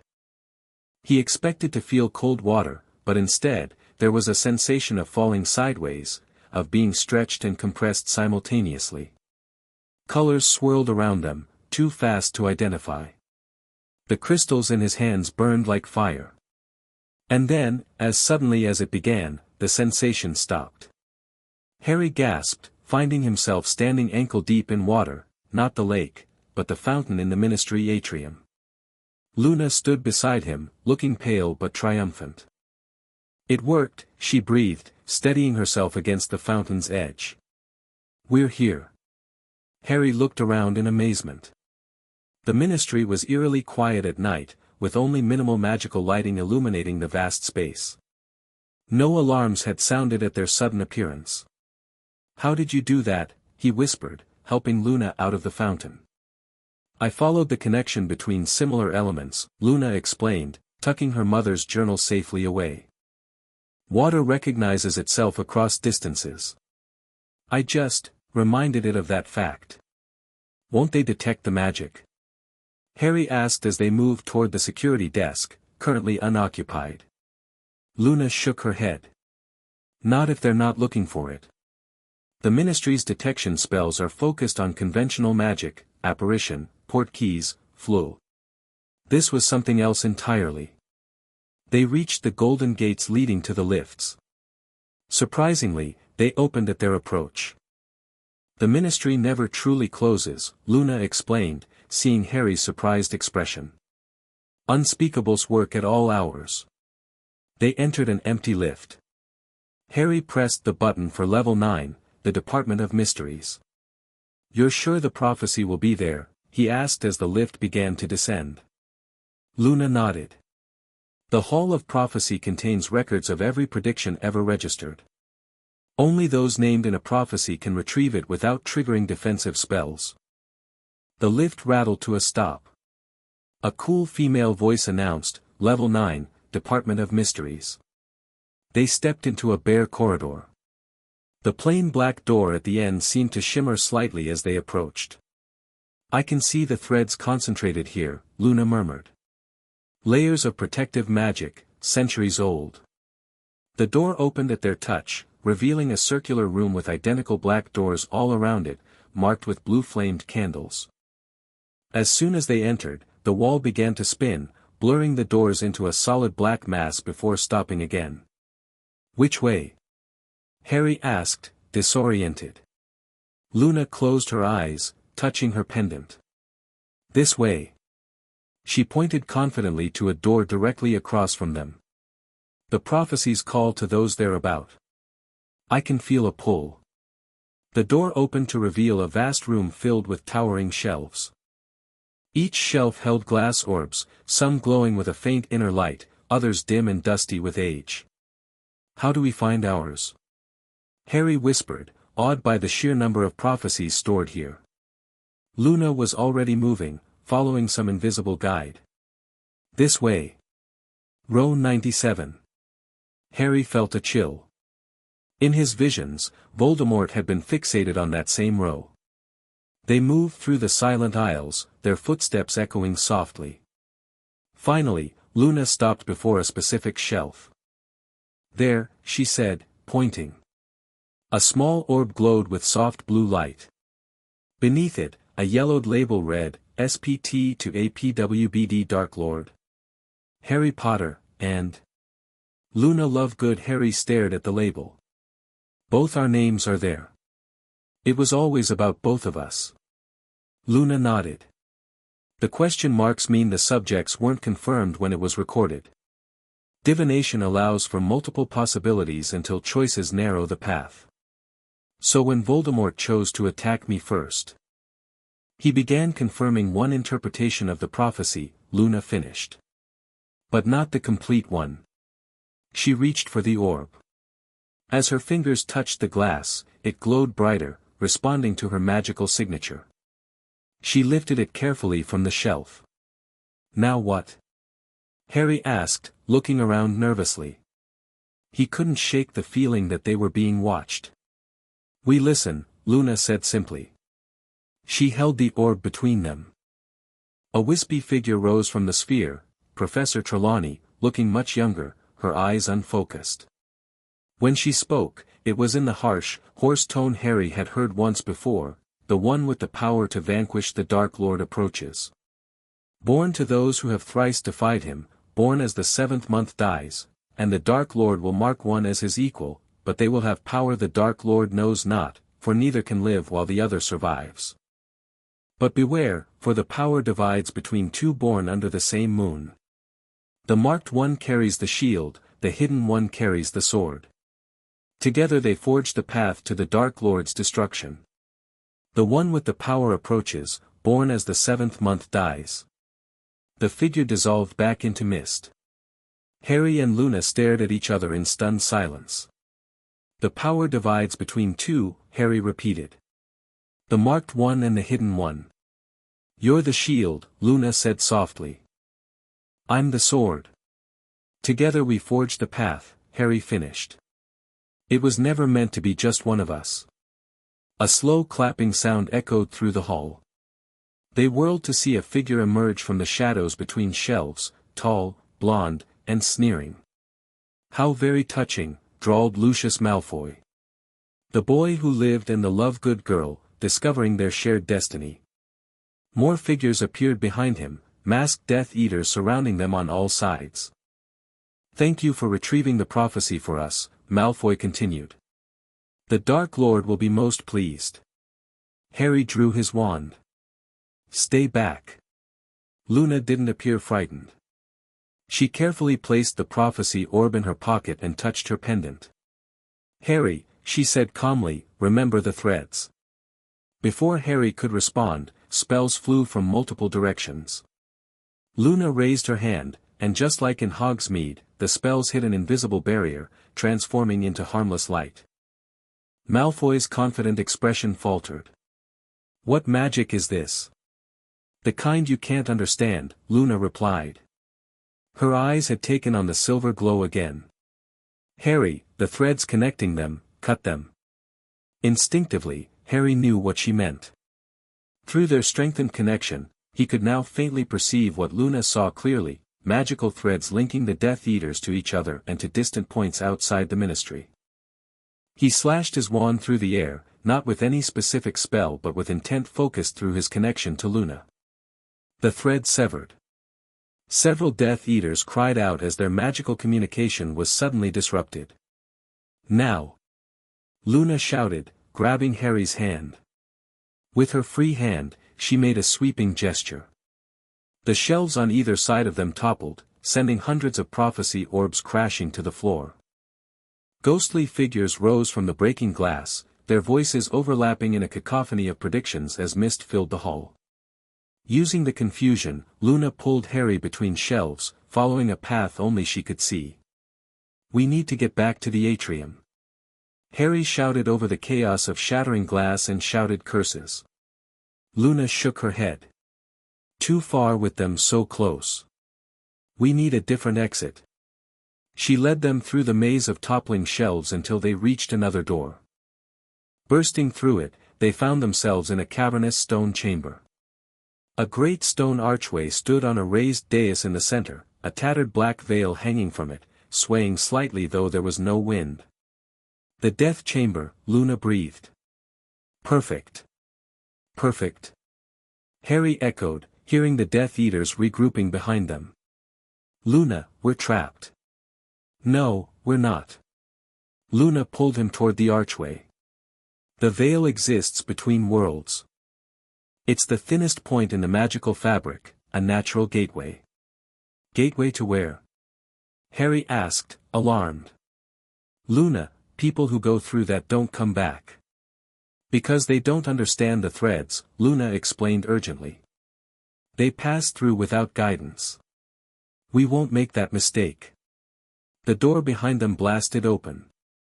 Death Eaters poured in, led by a furious Lucius Malfoy. "Nowhere to run now," he snarled, raising his wand. "Give us the prophecy, and perhaps the Dark Lord will be merciful." Luna ignored him, focusing instead on her pendant, which glowed brighter than ever. "Hold on to me, Harry. Don't let go, no matter what you see or hear." Harry gripped her hand tightly as the first spells flew toward them. Luna raised her other hand, and the spells diverted, hitting the stone walls instead. "Trust me," Luna whispered. And before Harry could respond, she pulled him backward through the veil. The sensation was indescribable, not the sideways falling of their journey to the ministry, but a complete dissolution. Harry felt himself come apart, awareness spreading across an infinite space. He would have lost himself entirely if not for Luna's hand in his, anchoring him to a single point of consciousness. "Focus on me," Luna's voice echoed from everywhere at once. "See the thread connecting us. Follow it home." Through the infinite void, Harry perceived a golden strand linking him to Luna. He concentrated on it, wrapping his consciousness around it like a lifeline. Reality compressed around them, faster and faster, until they crashed onto hard stone, gasping for breath. Harry opened his eyes to find themselves sprawled in the room of requirement, exactly where they'd left from hours earlier. Ron and Hermione leapt up from chairs where they'd apparently been waiting anxiously. "Harry! Luna!" Hermione cried, rushing to them. "What happened? You've been gone for hours." Luna sat up shakily, the glow fading from her eyes. "We got it," she said, producing the prophecy orb from her pocket. "And confirmed what my mother suspected. The prophecy was always about both of us." "Blimey," Ron breathed, staring at the orb. "What does it say?" Harry explained quickly about their journey, the prophecy, and their narrow escape from the Death Eaters. "You went through the veil." Hermione looked horrified. "Harry, people die going through there." "People who don't understand what it is," Luna corrected, leaning against a table for support. The journey had clearly exhausted her. "It's not a portal to death, it's a gateway to the space between spaces. I used it as a shortcut back to Hogwarts." Harry touched his scar thoughtfully. "Voldemort knows now. He'll have heard the whole prophecy from Malfoy." "Which means we don't have much time," Luna said. "He'll come for both of us now." But at least we know what we're facing, Harry said, meeting Luna's eyes. The shield and the sword. Together. Luna smiled, her dreamy expression returning. Yes. Together we forged the path. Outside the castle, dawn broke over the horizon. A new day, with new knowledge and new dangers. But for the first time since Voldemort's return, Harry felt something he hadn't expected: hope. Not because the burden had been lifted from his shoulders, but because it was now shared, with someone who saw the world in ways he never could, someone connected to him by threads older and stronger than Voldemort could understand. The true chosen ones were finally united, and the path to victory, however dangerous, now lay before them. Chapter 2, Fractured Prophecies. You went through the veil and survived. Professor McGonagall's voice came out barely above a whisper, her face pale. In all my years at Hogwarts, I've never heard of such a thing. Harry and Luna sat across from her in the deputy headmistress's office, still exhausted from their nighttime excursion. Morning sunlight streamed through the windows, catching dust motes that danced around them like tiny stars. The veil isn't what people think, Luna explained, fingering her pendant. It's a thin spot between realities. Most wizards enter it without understanding how to navigate the threads, so they get lost. McGonagall pressed her lips into a thin line. And you understood these threads? Enough to get us back, Luna said simply. She placed her mother's journal on the desk. Mother spent years studying them. The pendant helps me see what she could only theorize about. McGonagall studied the silver crescent hanging from Luna's neck. Your mother was an extraordinary witch, Miss Lovegood. But even she would caution against reckless experimentation with forces beyond our understanding. We had to get the prophecy, Harry insisted. Voldemort was already on his way there. And now he knows it refers to both of you, McGonagall sighed. Which makes our situation considerably more complicated. She glanced toward the window, where a ministry owl had just landed. The school is already crawling with ministry officials. Dolores is using your disappearance as an excuse to implement even stricter security measures. Luna tilted her head. They haven't found us yet. My projection spell confused them. Temporarily, McGonagall corrected. But they've brought in specialists from the Department of Mysteries now. Unspeakables with equipment designed to detect magical anomalies. She fixed Luna with a stern look. Whatever you did to send those echoes of yourself across the country left traces they're following. The threads remember, Luna nodded. Like footprints in snow that stopped falling. Harry rubbed his scar, which had been unusually quiet since their return. Professor, what happens now? Voldemort knows the prophecy mentions both of us. McGonagall removed her glasses, rubbing the bridge of her nose. That depends on Professor Dumbledore, who remains frustratingly absent when needed most. In the meantime, Miss Lovegood should continue using the Room of Requirement as sanctuary, with escorts between classes. And the prophecy itself? Luna asked, tapping the glass orb in her pocket. Keep it safe. Preferably somewhere no one would think to look. McGonagall's eyes darted to the door as footsteps echoed in the hallway outside. Now, Mr. Potter, you should return to Gryffindor Tower before you're missed. Miss Lovegood, I suggest you make yourself scarce. Someone's coming. Harry stood, but Luna remained seated, her dreamy gaze fixed on the door. It's just Neville. Sure enough, a tentative knock was followed by Neville Longbottom's round face peering into the room.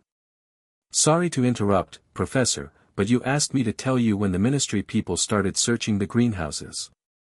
His eyes widened when he spotted Harry and Luna. Oh. I didn't know you were meeting with. Come in, Mr. Longbottom, and close the door, McGonagall said briskly. Neville obeyed, looking nervously between them. Everyone's looking for you, Luna. There are rumors you've been expelled or arrested or... He swallowed, worse. Luna smiled serenely. I'm quite all right, though technically in hiding. Hiding? Neville's eyebrows shot up. From who? The Ministry, Death Eaters, Voldemort himself, Harry listed off. Take your pick. McGonagall shot him a warning look. Mr. Longbottom, I'm trusting you with sensitive information. Can you be discreet? Neville straightened, a determination settling over his features that Harry had only seen during DA meetings. Absolutely, Professor. Good. The Ministry officials searching for Miss Lovegood are not to be trusted. I need you to help Mr. Potter escort her safely to her current sanctuary. Neville nodded seriously. I can do that. Wait, Harry interrupted. Professor, I've been thinking. We need more help. People we can trust. The DA members have been training all year. Are you suggesting we recruit students to protect Miss Lovegood? McGonagall asked skeptically. Not just protect, Harry clarified. We need lookouts, diversions, information, a network. Neville, Ginny, the twins, they've all proven themselves. Luna touched Harry's arm lightly. He's right. The threads are stronger when woven together. McGonagall studied them for a long moment before sighing. Very well. Mr. Longbottom, gather Miss Weasley and her brothers, the twins, not Ronald, he's already involved, and bring them to. She paused. Where exactly are you staying, Miss Lovegood? The room of requirement, Harry answered. It's on the 7th floor. I'm familiar with the come and go room, Mr. Potter, McGonagall interrupted with the ghost of a smile. Very well. Neville, collect them discreetly and go there. I'll create a diversion to keep Umbridge occupied. What about classes? Neville asked. I'll inform the appropriate professors that you're assisting me with a special project, McGonagall replied. Now go, quickly. As they left McGonagall's office, Harry pulled out the Marauders map to check for Ministry officials or Inquisitorial Squad members patrolling the corridors. We're clear to the 7th floor, he reported. But Umbridge is in the entrance hall with 2 people I don't recognize. Unspeakables, Luna said with certainty. I can feel their specialized detection magic disrupting the castle's natural threads. Neville looked bewildered but didn't question her. Let's take the passage behind the tapestry on the 4th floor. It'll bypass the main staircase. Harry raised an eyebrow, impressed. Good thinking. Neville flushed with pride as he led the way. Gran always says I have a good sense of direction. It's the only thing she compliments me on, actually. They moved carefully through the castle, using the map to avoid detection. As they passed a window overlooking the grounds, Harry spotted figures in dark robes examining the lakeshore. They found where we left from last night, he muttered. Luna paused to look. They're following the residual energy signature. But they won't be able to track where we went, the threads closed behind us. Neville's confused expression deepened. Threads? Energy signatures? What exactly is going on, Harry? It's complicated, Harry began, then remembered his promise to include Neville. Actually, Luna's the true chosen one. Or we both are. The prophecy mentions both of us. Neville stumbled in shock. What? But everyone's always said, it was a deception, Luna explained calmly. To protect me while my abilities developed. My mother and Harry's arranged it before we were born. Abilities? Neville echoed. Luna's hand went to her pendant. I can see and manipulate the fundamental structures of magic, what I call threads. They connect everything, everyone. To demonstrate, she touched the pendant, her eyes taking on that now familiar silver glow. She made a gentle gesture toward a nearby suit of armor, which raised its arm in salute without her speaking a word or using her wand. Neville's jaw dropped. That's bloody hell. Yeah, Harry agreed. That was my reaction too. They continued upward, finally reaching the 7th floor corridor. Harry paced before the blank wall 3 times, concentrating on their need for a safe meeting place.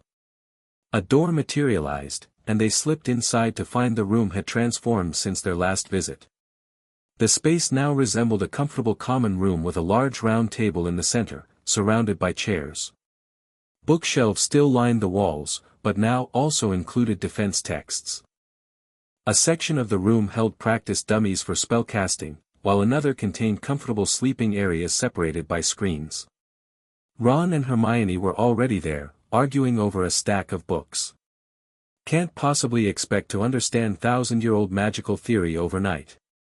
Hermione was saying. I'm not trying to understand all of it, Ron countered. Just the parts about seeing invisible magical whatsits. They looked up as the door closed behind Harry's group. You're back. Hermione exclaimed.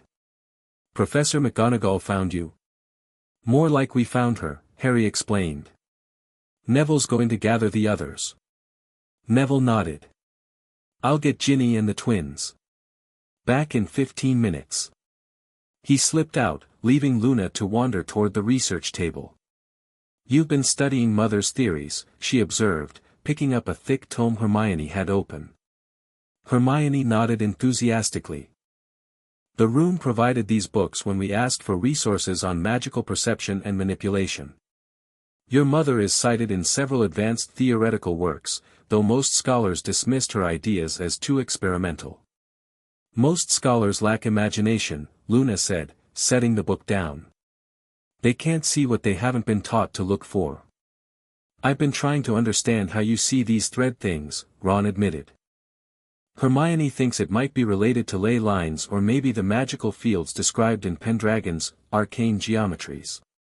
Harry blinked in surprise at Ron's academic reference, and Ron flushed. What? I can read complicated stuff when it matters. Luna smiled. The threads aren't exactly ley lines, though they sometimes follow similar patterns. They're more like the skeleton of reality. The structure that holds magic in place and allows it to flow between people, objects, places. Can you show us? Hermione asked eagerly. Luna considered this. I can try to extend my perception to you briefly. Join hands. They formed a circle, linking hands as they had before. Luna closed her eyes, touching her pendant with her free hand. Silver light spread from the crescent, flowing up her arm and across their joined hands. Harry felt the now familiar sensation of expanded awareness as the threads became visible around them, golden connections linking the four of them, silver strands extending throughout the room, blue filaments connecting to the castle itself. Merlin's beard, Ron breathed, his eyes wide as he stared at the glowing web surrounding them. Hermione made a small sound of wonder. It's like a multidimensional magical circuit. The patterns, the intersections. She reached out as if to touch a particularly bright strand. Careful, Luna cautioned. Looking is safer than touching until you understand the resonance patterns. The door opened, breaking their concentration. The threads vanished as Neville returned with Ginny and the Weasley twins. Whoa, Fred, or was it George, said, taking in the transformed room. Secret headquarters vibe. I like it. What's this about Luna being the actual chosen one? Ginny asked without preamble, making straight for Harry. Harry sighed. I guess Neville filled you in. The highlights, Neville confirmed. Thought it'd save time. So you know who's been after the wrong person all these years? George, or possibly Fred, asked. Bit embarrassing for the greatest dark wizard of all time, isn't it? Luna settled into a chair at the round table. Not wrong, exactly. Just incomplete. The prophecy mentions both of us, Harry as the shield, me as the sword. Shield and sword, Fred repeated thoughtfully. Sounds like you need some specialized equipment to go with those roles. Fred, Hermione warned, this isn't the time to advertise your products. On the contrary, Granger, George countered, sounds like exactly the time. If Luna's being hunted by Death Eaters and Ministry goons, some Weasley wizard wheezes might make the difference between capture and escape. Harry had to admit they had a point. Actually, that's partly why we've called you here. We need help, lookouts, diversions, communications. A resistance, Ginny said, eyes bright with excitement. Against Umbridge and the Ministry. And ultimately Voldemort, Harry confirmed, ignoring the collective wince at the name. Luna placed the prophecy orb in the center of the table. We retrieved this from the Department of Mysteries last night. It confirms that Harry and I must work together to defeat Voldemort. You broke into the Department of Mysteries? Fred and George spoke in unison, looking impressed. How? Ginny demanded. Luna created a magical pathway, Harry explained, deliberately keeping details vague. But that's not important right now. What matters is that Voldemort now knows the prophecy too, and he'll be coming after both of us. Which is why we need your help, Hermione added. The Ministry has unspeakable searching the castle for Luna as we speak. Count us in, Fred declared. The inquisitorial squad's been getting too comfortable anyway. Time to remind them who really rules the school corridors. We've been developing some new products that need field testing, George added with a mischievous grin. Portable swamps, decoy detonators, extendable ears with even longer range. Ginny sat forward eagerly. I can coordinate between houses. Most of the DA members would help if we asked. No, Harry said firmly. Not everyone. Just the core group we know we can absolutely trust. You four, plus Ron and Hermione. Neville frowned. What about Luna's housemates? Shouldn't at least some Ravenclaws be involved? Luna's dreamy expression didn't change, but Harry noticed her fingers tighten slightly on her pendant. Most Ravenclaws find me rather strange. They call me loony behind my back, and sometimes to my face. Not all of them, Ginny objected. Padma Patil's decent, and Anthony Goldstein hasn't got a prejudiced bone in his body. We can consider expanding later, Harry compromised. For now, let's keep the circle small. Luna nodded. The fewer threads involved, the easier they are to manage. Right, Harry continued.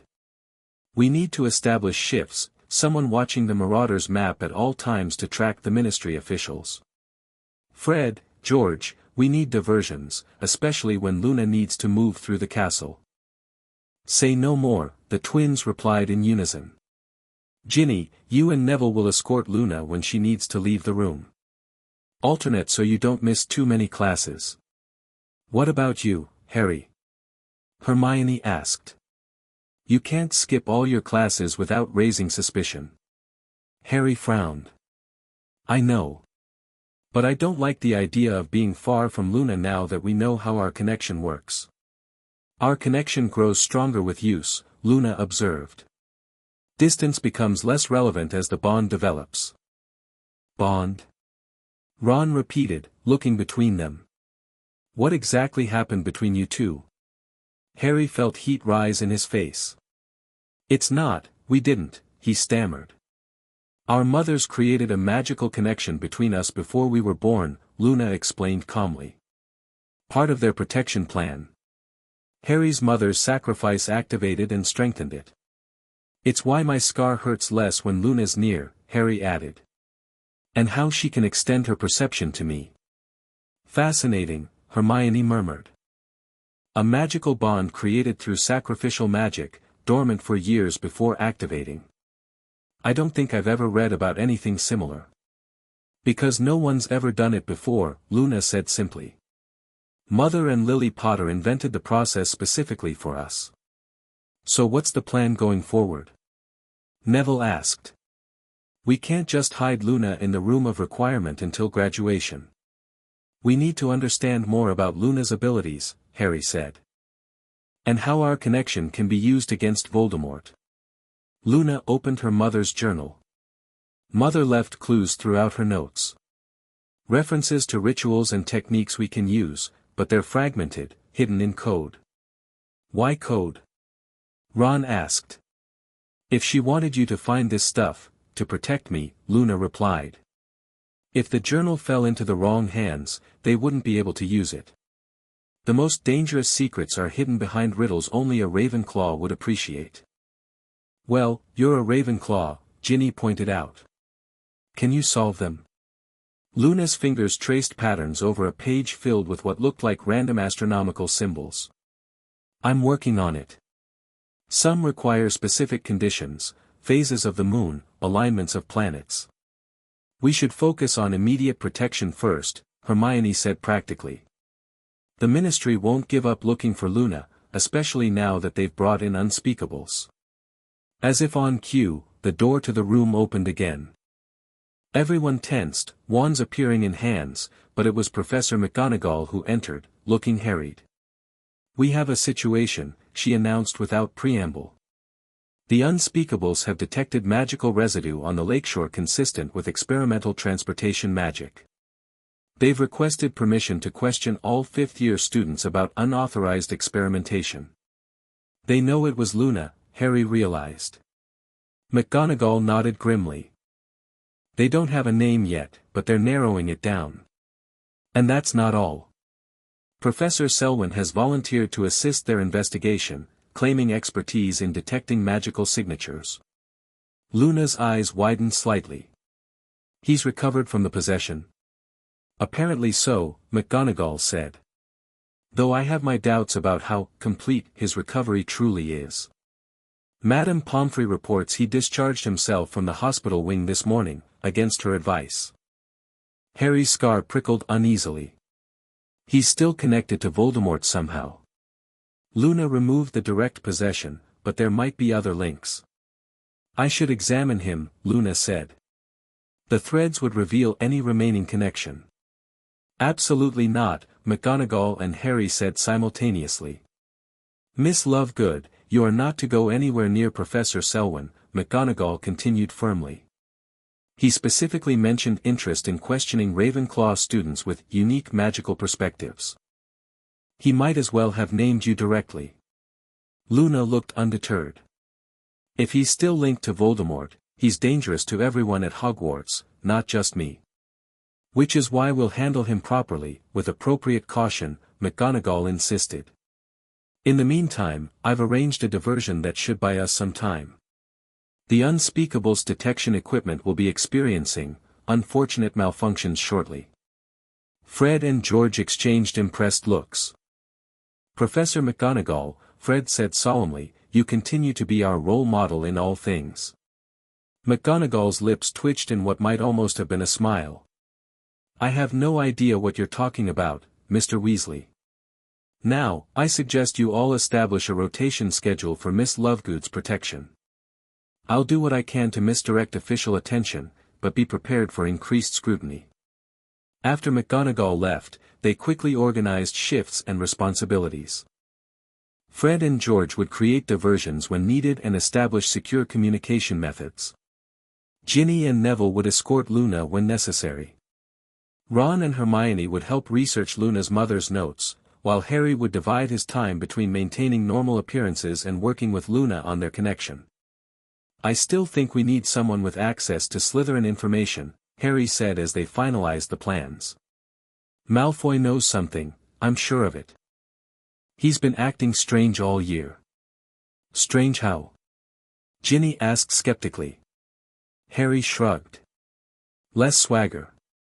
More, worried. Like he's under pressure. His father is a Death Eater, Hermione pointed out. If Voldemort knows about Luna now, Lucius Malfoy would too. Which means Draco might have heard something, Harry concluded. So what's your plan? Ron asked. Walk up to Malfoy and ask, excuse me, any news about Voldemort's plans to capture Luna Lovegood lately? Obviously not, Harry retorted. But if we had someone who could watch him, listen in. Actually, Luna spoke up dreamily, I might have a solution. She reached into her bag and pulled out a small cloth pouch. Mother was developing these before she died. She called them Whisper Wisps. She opened the pouch, revealing what looked like tiny silver dandelion seeds. They float invisibly near a target and transmit conversations back to a paired receiver. Magical bugs? Hermione said, looking both impressed and concerned. Isn't that rather invasive? Luna shrugged. Mother designed them for unspeakable fieldwork. They only last 24 hours before dissolving. Brilliant, Fred declared, examining one of the tiny seeds. How do they work? They're attracted to speech patterns, Luna explained. You attune them to a specific voice by using a resonance charm, then release them. They'll find the person and hover nearby, collecting sound and transmitting it to this. She produced what looked like a small silver seashell. That's advanced magic, Hermione said, clearly impressed despite her reservations. Your mother must have been brilliant. She was, Luna agreed simply. She just saw connections others missed. Harry took one of the whisper wisps, studying it thoughtfully. So we could use this to monitor Malfoy? Or even Selwyn? I wouldn't recommend Selwyn, Luna cautioned. As an astronomy professor, he might have detection methods for magical surveillance. But students wouldn't expect it. So we bug Malfoy, Ron grinned. I love it. Let me do it, Ginny volunteered. I have potions with the Slytherins this afternoon. I can release it there. Harry nodded. Just be careful. If Malfoy catches on, he won't, Ginny said confidently. Trust me. Later that afternoon, Harry forced himself to attend defense against the dark arts, despite every instinct screaming to stay near Luna. Umbridge seemed especially smug as she lectured about ministry-approved methods for subduing dangerous magical anomalies. Recent events have demonstrated the importance of proper magical containment, she simpered, her toad-like eyes gleaming with malicious satisfaction. Uncontrolled magical experimentation poses a danger to all wizarding society. Harry gritted his teeth, knowing she was talking about Luna. Beside him, Ron looked equally furious. The Ministry has therefore authorized specialized containment teams to identify and secure any individuals displaying unauthorized or dangerous magical abilities, Umbridge continued. For your safety, of course. Excuse me, Professor, Hermione raised her hand. What exactly constitutes dangerous magical abilities? That seems rather subjective. Umbridge's smile tightened. The Ministry has clear guidelines, Miss Granger. Unauthorized transformation of spells, manipulation of magical barriers, experimental transportation methods, all highly dangerous activities that require proper supervision. She was describing exactly what Luna had done. Harry's hand clenched around his quill, snapping it. Of course, Umbridge added with faux concern, any student with information about such activities should report it immediately. For the good of the school. After class, Harry hurried back to the room of requirement, checking the map constantly for followers. Inside, he found Luna sitting cross-legged on the floor, surrounded by floating silver strands that seemed to be woven into complex patterns. Luna, he called softly. The silver threads vanished as Luna opened her eyes. Hello, Harry. How was Professor Umbridge's class? Awful, Harry admitted, dropping his bag. She's practically declared hunting season on you without naming names. What are you doing? Luna stretched, cat-like, before standing. Practicing thread manipulation at a distance. I can extend my influence further now, but it requires more concentration. Has anyone checked the Whisper Wisp yet? Harry asked, looking around for the silver seashell. Luna nodded toward the table, where the shell sat glowing faintly. It's active. Ginny succeeded in attaching it to Draco during potions. Harry picked up the shell, holding it to his ear. Draco's voice came through clearly, don't care what Father says, I'm not getting involved in this mess. If the Dark Lord wants Lovegood so badly, he can come get her himself. Another voice, Crabbe or Goyle, Harry couldn't tell which, mumbled something inaudible. Of course I know why he wants her. Draco snapped. She's some kind of magical anomaly, isn't she? Father says the Dark Lord was furious after what happened at the Ministry. Apparently she can do things no normal witch should be able to do. Harry's eyes met Luna's. He knows, he said unnecessarily. Luna didn't seem concerned. We expected as much. Keep listening. Draco's voice continued, the plan is to take her alive. That's why Selwyn's here, he's not just watching her, he's preparing something big. Father says they need her abilities intact for study. Harry's blood ran cold. They're not trying to kill you. They want to capture you and, what? Force you to use your abilities for them? Logical, Luna said with unsettling calmness. Voldemort has always sought unusual magical power. If he can't have it himself, he'll try to control those who do. Harry set down the shell, running a hand through his hair in frustration. We need to warn the others. If Selwyn's planning something, the door opened, and Neville rushed in, breathing hard. Harry. Luna. You need to see this. He held out a notice printed on pink parchment, an educational decree. Harry read it aloud, by order of the High Inquisitor of Hogwarts, all students displaying unusual magical symptoms or abilities must report to the hospital wing for immediate evaluation. Failure to comply will result in suspension pending ministry investigation. She's created a dragnet, Harry realized. Anyone unusual gets examined, and Luna would definitely qualify. Most of the student body thinks I qualify as unusual even without magical abilities, Luna observed mildly. There's more, Neville said grimly. They're setting up detection wards at all entrances to common rooms and the Great Hall. Supposedly to identify dangerous magical instabilities. Luna touched her pendant thoughtfully. They're looking for my magical signature. The unspeakables must have isolated it from the lakeshore. Can they track you with it? Harry asked urgently. Not precisely, Luna replied. But they could detect when I passed through warded areas. Like setting a trap for a specific type of magical creature. Harry paced anxiously. So you can't go anywhere near the common areas anymore. You're effectively trapped in the room of requirement. Not necessarily, Luna said, her dreamy expression shifting to one of determination. I've been studying Mother's notes on magical signatures. With the right adjustments to the threads, I might be able to mask mine temporarily. Is that safe? Neville asked worriedly. Luna tilted her head. Probably not entirely. But neither is being captured by Voldemort. The seashell on the table glowed brighter, Draco's voice suddenly louder, tonight.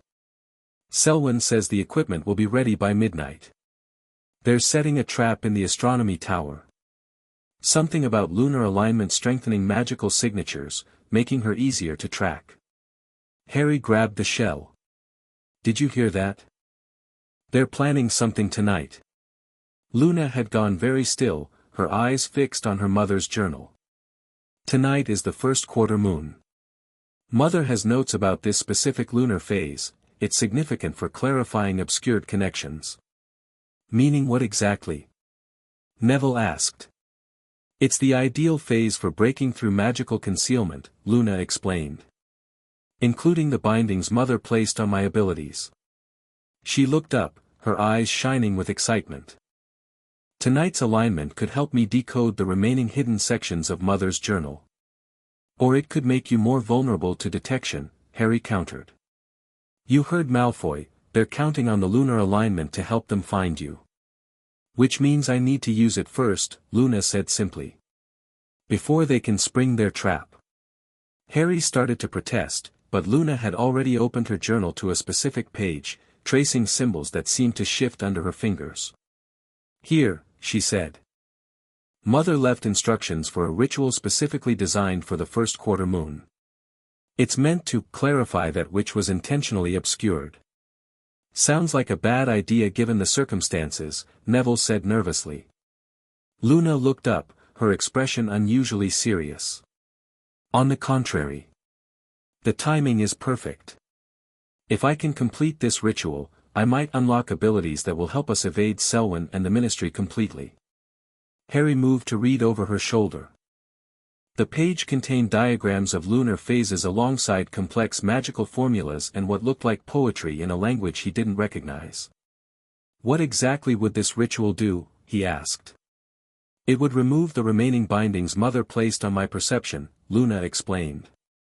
I can already see the threads, but only certain types. This would expand my vision to include all variations, including those that cross time and space. Cross time? Neville repeated incredulously. Not literally time travel, Luna clarified.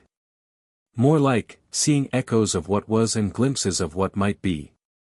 The threads exist in multiple dimensions simultaneously.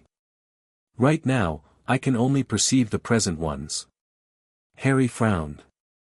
But if you do this ritual tonight, when Selwyn is specifically looking for unusual magic. It's a risk, Luna acknowledged. But a calculated one. We'll need to create a diversion, something to draw attention away from where I'll actually be performing the ritual. The astronomy tower, Harry realized. They're expecting you there because of the lunar alignment. So we give them something to find there, while you perform the ritual somewhere else. Exactly, Luna smiled. A decoy, just like our mothers planned all those years ago. Neville looked between them. I feel like I'm missing something. Where would she do this ritual if not the astronomy tower? Doesn't she need direct moonlight? Luna's smile widened. The one place in Hogwarts with perfect moonlight access that no one ever thinks about. Harry caught on immediately. The divination tower. Professor Trelawney's classroom has a glass ceiling, Luna nodded. Perfect for lunar observation without the obvious location of the astronomy tower. But what about the diversion? Neville asked. What will draw them to the astronomy tower instead? Luna reached into her bag, pulling out what looked like a small silver disc. Another of Mother's inventions. A signature projector. It captures and replays magical signatures, creating the impression that the witch or wizard is present in a location they're not. Like magical CCTV footage, Harry muttered, then clarified at their confused looks, it's a muggle thing. Recording and playing back events. Not events exactly, Luna corrected. Just the magical impression of my presence. It won't create an image of me, but anyone using detection equipment will register my magical signature there. Neville still looked worried. What if they figure it out? Or split up to check multiple locations? That's where your DA training comes in, Harry said firmly. We'll need lookouts and backup. Fred and George's diversions too. Luna nodded. And we'll need to move quickly. The optimal alignment occurs at exactly 11:42 tonight. By nightfall, their plan was in place. Fred and George had prepared a spectacular series of diversions scheduled to begin at precisely 11:30, designed to draw attention to the east side of the castle, away from both towers. Ginny and Hermione positioned themselves as lookouts along critical corridors, while Ron monitored the Marauders' map from the Room of Requirement, ready to send warnings via the enchanted galleons they'd been using for DA communications. At 11:15, Harry and Luna slipped out under the invisibility cloak, with Neville following a short distance behind as backup. The castle corridors were unusually active for the late hour, with ministry officials and inquisitorial squad members patrolling in pairs. Selwyn's got everyone on high alert, Harry whispered as they carefully navigated around a patrol. He must be really confident about tonight. Luna didn't respond immediately, her attention focused on something Harry couldn't see. The threads are already responding to the lunar phase, she finally said, her voice soft.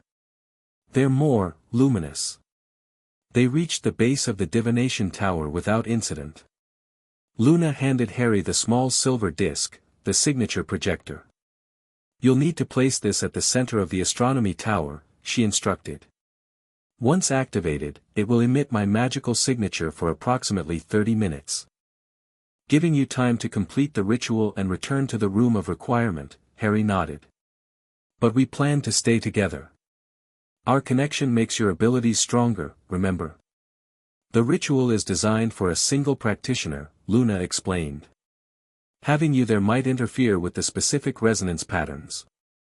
Harry frowned. I don't like leaving you alone. Neville will be watching the entrance, Luna reminded him. And we'll still be connected. She touched her pendant, then placed her hand over Harry's heart. I'll be able to sense if you're in danger, and vice versa. Harry wanted to object further, but their timing was tight. Fine. But be careful. If anything feels wrong, abort the ritual and get back to the room. Luna nodded solemnly. I promise. Reluctantly, Harry handed her the invisibility cloak. Take this. I can use disillusionment charms to reach the astronomy tower. As Luna disappeared under the cloak, Harry felt a sudden anxiety at having her out of sight. The connection between them pulsed reassuringly, however, letting him know she was still there. Good luck, he whispered to the apparently empty air. You too, Harry, came Luna's disembodied reply. Remember, the threads connect us even when we're apart. Harry disillusioned himself and made his way toward the astronomy tower, every sense on high alert. The castle felt charged with tension, as if the very stones were anticipating something significant. He was halfway to his destination when the first diversion hit. A massive explosion of sound and color erupted from the east wing, followed by what sounded like a herd of elephants stampeding through the corridors. Fred and George had outdone themselves. Immediately, shouts and running footsteps echoed as patrols redirected toward the commotion. Harry pressed himself against a wall as several ministry officials rushed past, detection instruments beeping frantically in their hands. The distraction worked perfectly. Harry reached the astronomy tower without encountering further patrols. He climbed the spiral staircase cautiously, wand ready, but the observation platform appeared deserted. Too deserted. Harry paused, scanning the shadows carefully. The moonlight streamed in through the open roof, illuminating the circular space with silvery light, but something felt off. The hairs on the back of his neck stood up. Trusting his instincts, Harry cast a silent Revelio charm. Nothing happened, but his unease persisted. Slowly, he edged forward, the signature projector clutched in his hand. A soft click from behind made him whirl around. Professor Selwyn stepped out from behind a column, his wand trained directly at Harry's chest.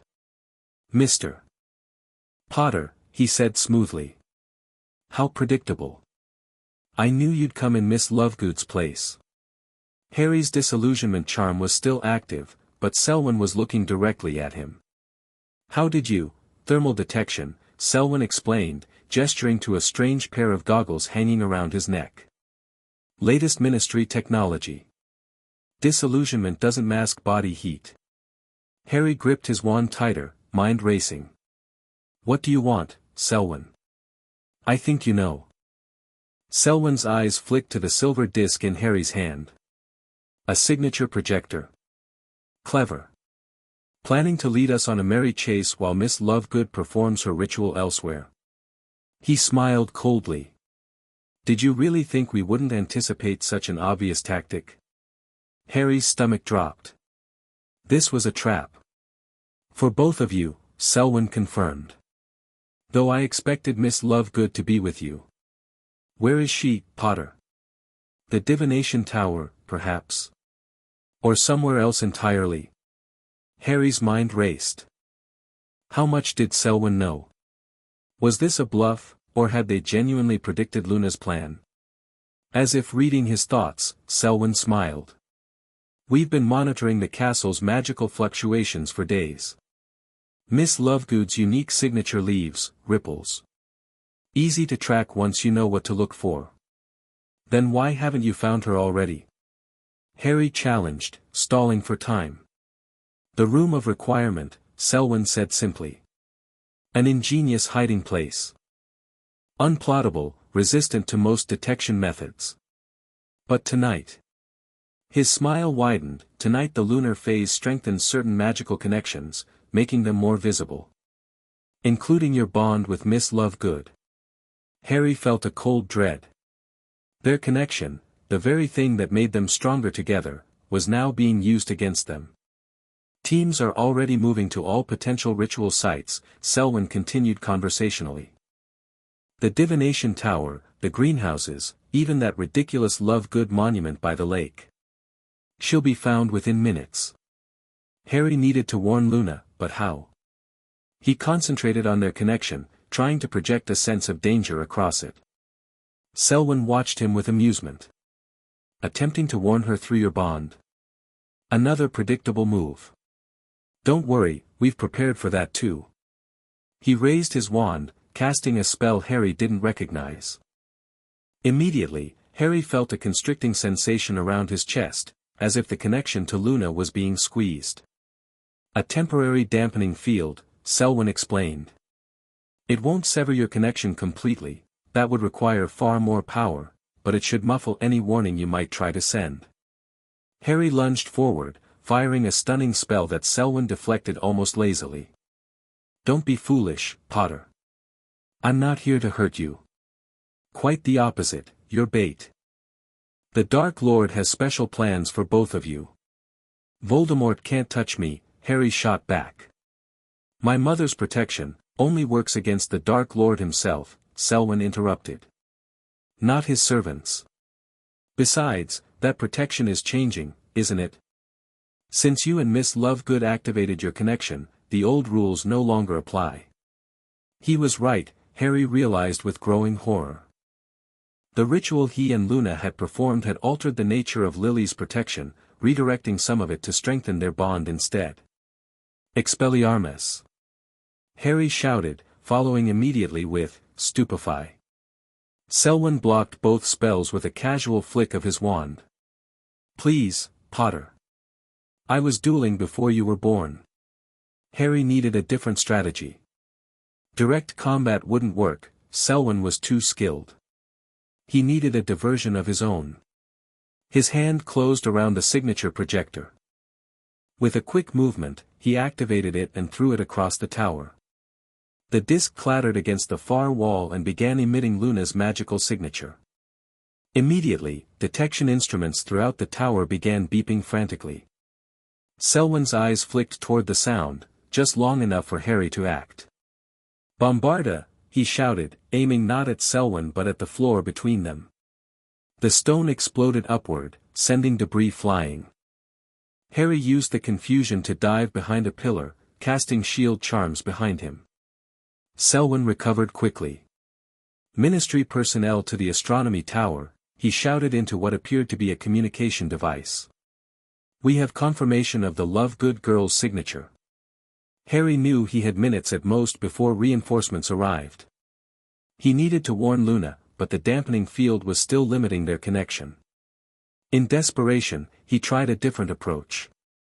Closing his eyes, he focused not on sending a warning but on visualizing the threads Luna had shown him, the golden connection binding them together. There, he could feel it, faint but present despite Selwyn's spell. Harry concentrated harder, imagining himself grabbing the thread and pulling hard, like yanking an emergency cord. The connection flared suddenly, burning through the dampening field. In his mind's eye, Harry saw Luna look up sharply from whatever she was doing, her eyes widening in understanding. Impressive, Selwyn's voice cut through Harry's concentration. The professor stood a few feet away, wand raised. You're actually accessing the connection consciously. The bond between you is stronger than we estimated. Harry heard footsteps on the stairs, reinforcements arriving. He was out of time. She won't come, Harry said defiantly. She's too smart to fall for this. Selwyn's smile turned predatory. Oh, I think she will. The bond works both ways, Potter. She can feel your distress just as you felt hers during your little adventure at the ministry. Her need to protect you will override her caution. You don't understand Luna at all, Harry replied, raising his wand. She's not predictable like that. Perhaps not, Selwyn conceded. But you are. Crucio. The curse caught Harry before he could dodge. Pain beyond imagination coursed through him, driving him to his knees. Through the agony, one thought remained clear, Luna would feel this through their connection. Selwyn maintained the curse for only seconds before lifting it, leaving Harry gasping on the stone floor. Just enough to send a message, he explained coldly. Now we wait. Harry fought to regain his breath, mind racing desperately for a way out. He couldn't let Luna walk into this trap, but he knew with terrible certainty that she would come for him. Their connection ensured it. Unless. An idea formed in Harry's mind, dangerous, possibly foolish, but the only option he could see. If Luna could manipulate the threads connecting things, perhaps he could too, at least where their bond was concerned. Closing his eyes again, Harry visualized their connection, the golden thread linking them together. Instead of pulling on it as before, he imagined wrapping it in layers of protection, creating a buffer that would muffle the pain without breaking the connection entirely. He had no idea if it would work. He lacked Luna's natural ability to see and manipulate the threads directly. But their connection made her abilities partially accessible to him, at least in theory. "She's coming," Selwyn said suddenly, checking one of his detection devices. Magical signature approaching rapidly from the west wing. Faster than humanly possible. Harry smiled grimly. Luna wasn't coming, at least not physically. She'd understood his warning and was responding with a strategy of her own. The air in the center of the tower shimmered, silver light coalescing into a form that resembled Luna, but wasn't quite solid. It was a projection, far more sophisticated than the simple signature emitter they'd planned to use. Selwyn frowned, approaching the apparition cautiously. "What is this?" The Luna projection tilted its head, studying him with silvery eyes. When it spoke, the voice seemed to come from everywhere at once. "Professor Selwyn. Or should I call you by your true name? Rabaston Lestrange." Selwyn, or rather, Lestrange, stiffened in shock. "How did your threads reveal your identity?" the projection continued. "Polyjuice can change your appearance, but not the magical signature woven into your core." Ministry officials burst onto the tower platform, wands raised, but froze at the sight of the glowing figure. "This person is not Professor Selwyn," the Luna projection announced. "He is Rabaston Lestrange, Death Eater and escaped Azkaban prisoner, using Polyjuice potion to infiltrate Hogwarts." Chaos erupted. Lestrange snarled in fury, firing a killing curse directly at the projection, which the spell passed through harmlessly.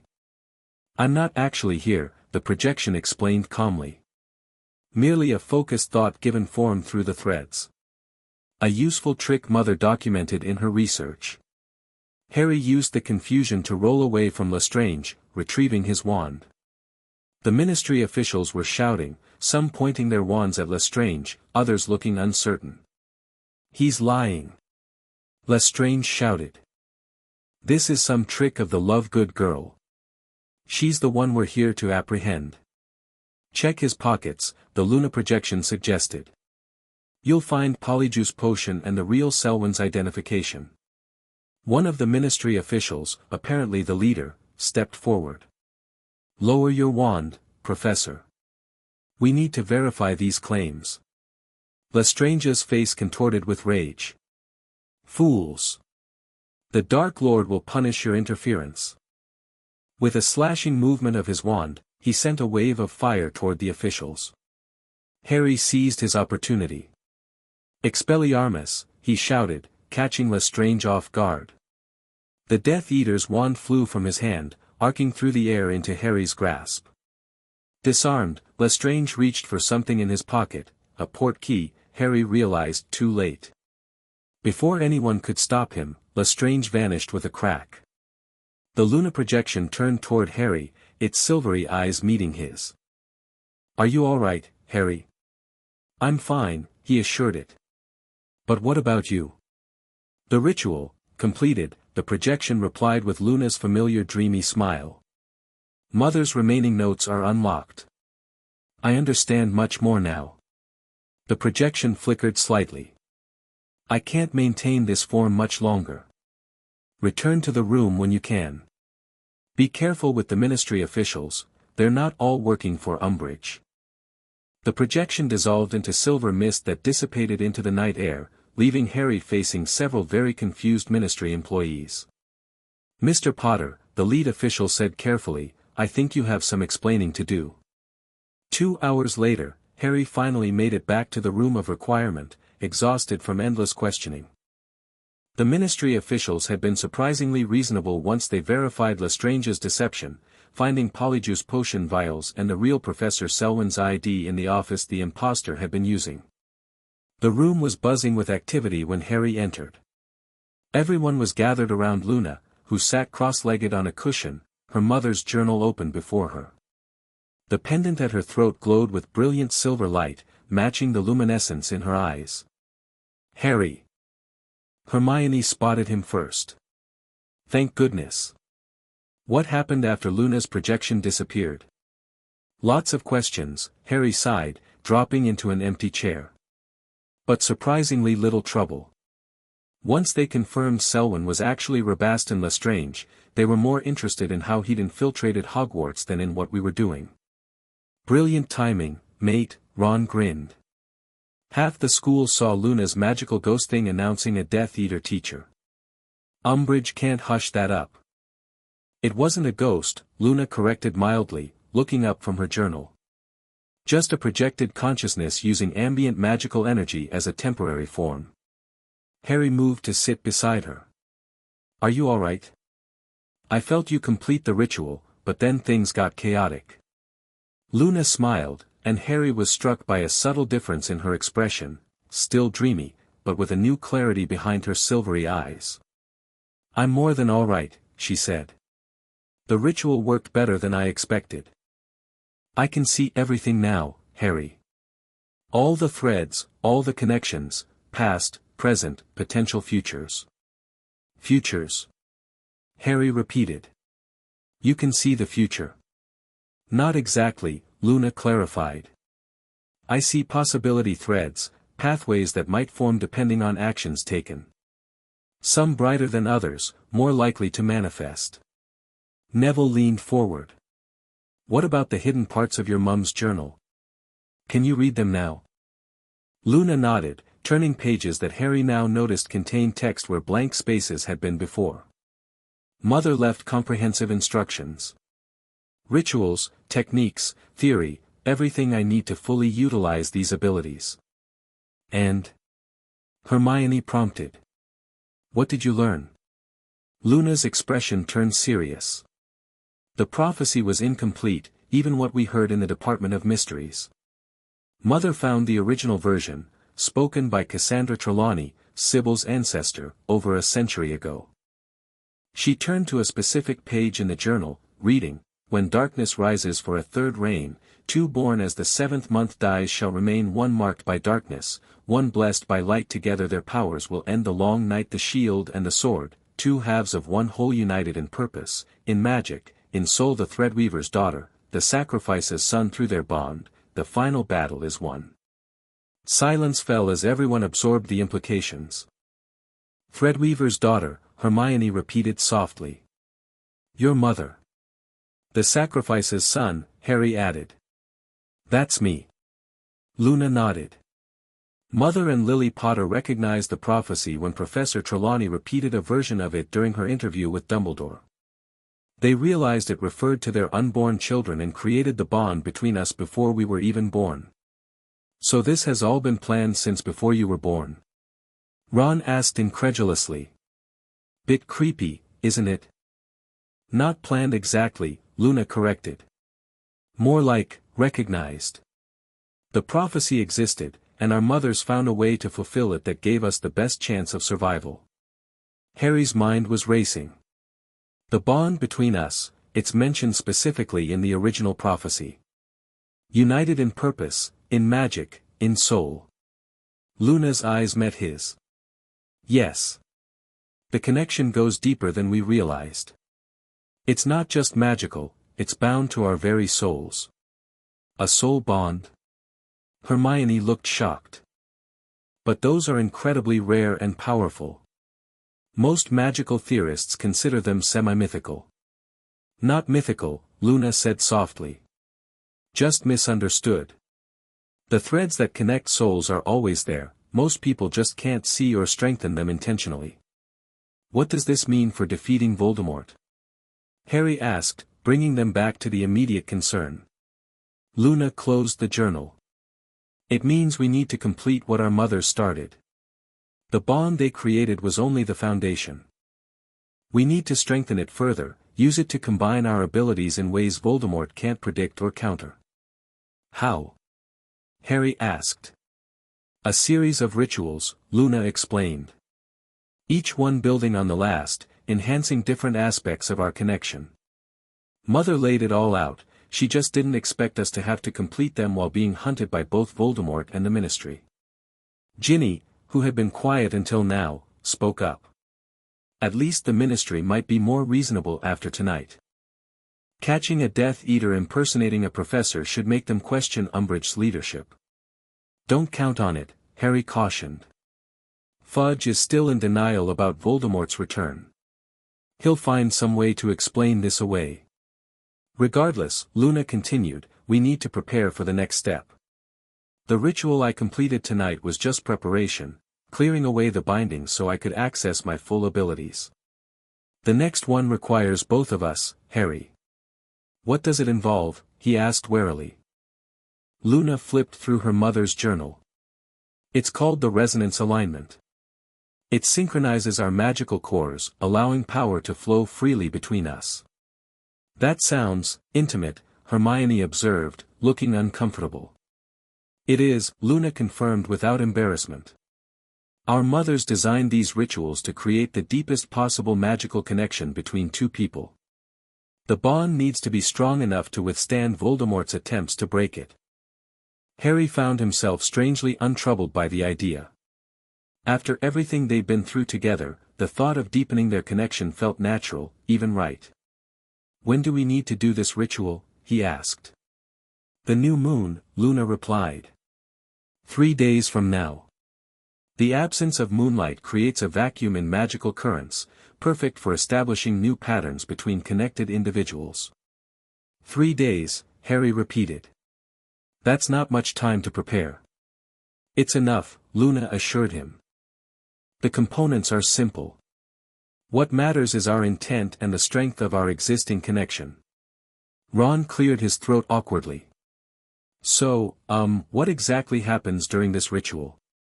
Do you two have to, Ronald?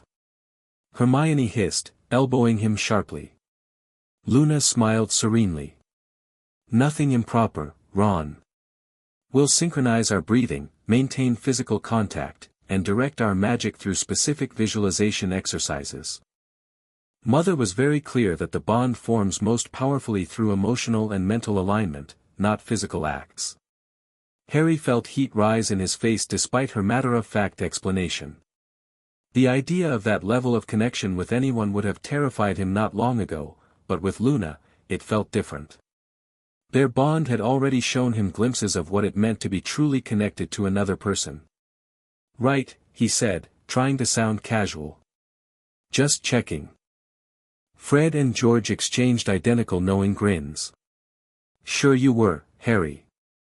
Moving on, Hermione said firmly. What about Lestrange? He escaped, which means he'll report back to Voldemort. They'll know Luna's abilities have grown stronger. Let them know, Luna said with unexpected steel in her voice. The threads show me that hiding is no longer our best strategy. Voldemort will come regardless, but now, at least, we'll be prepared on our terms.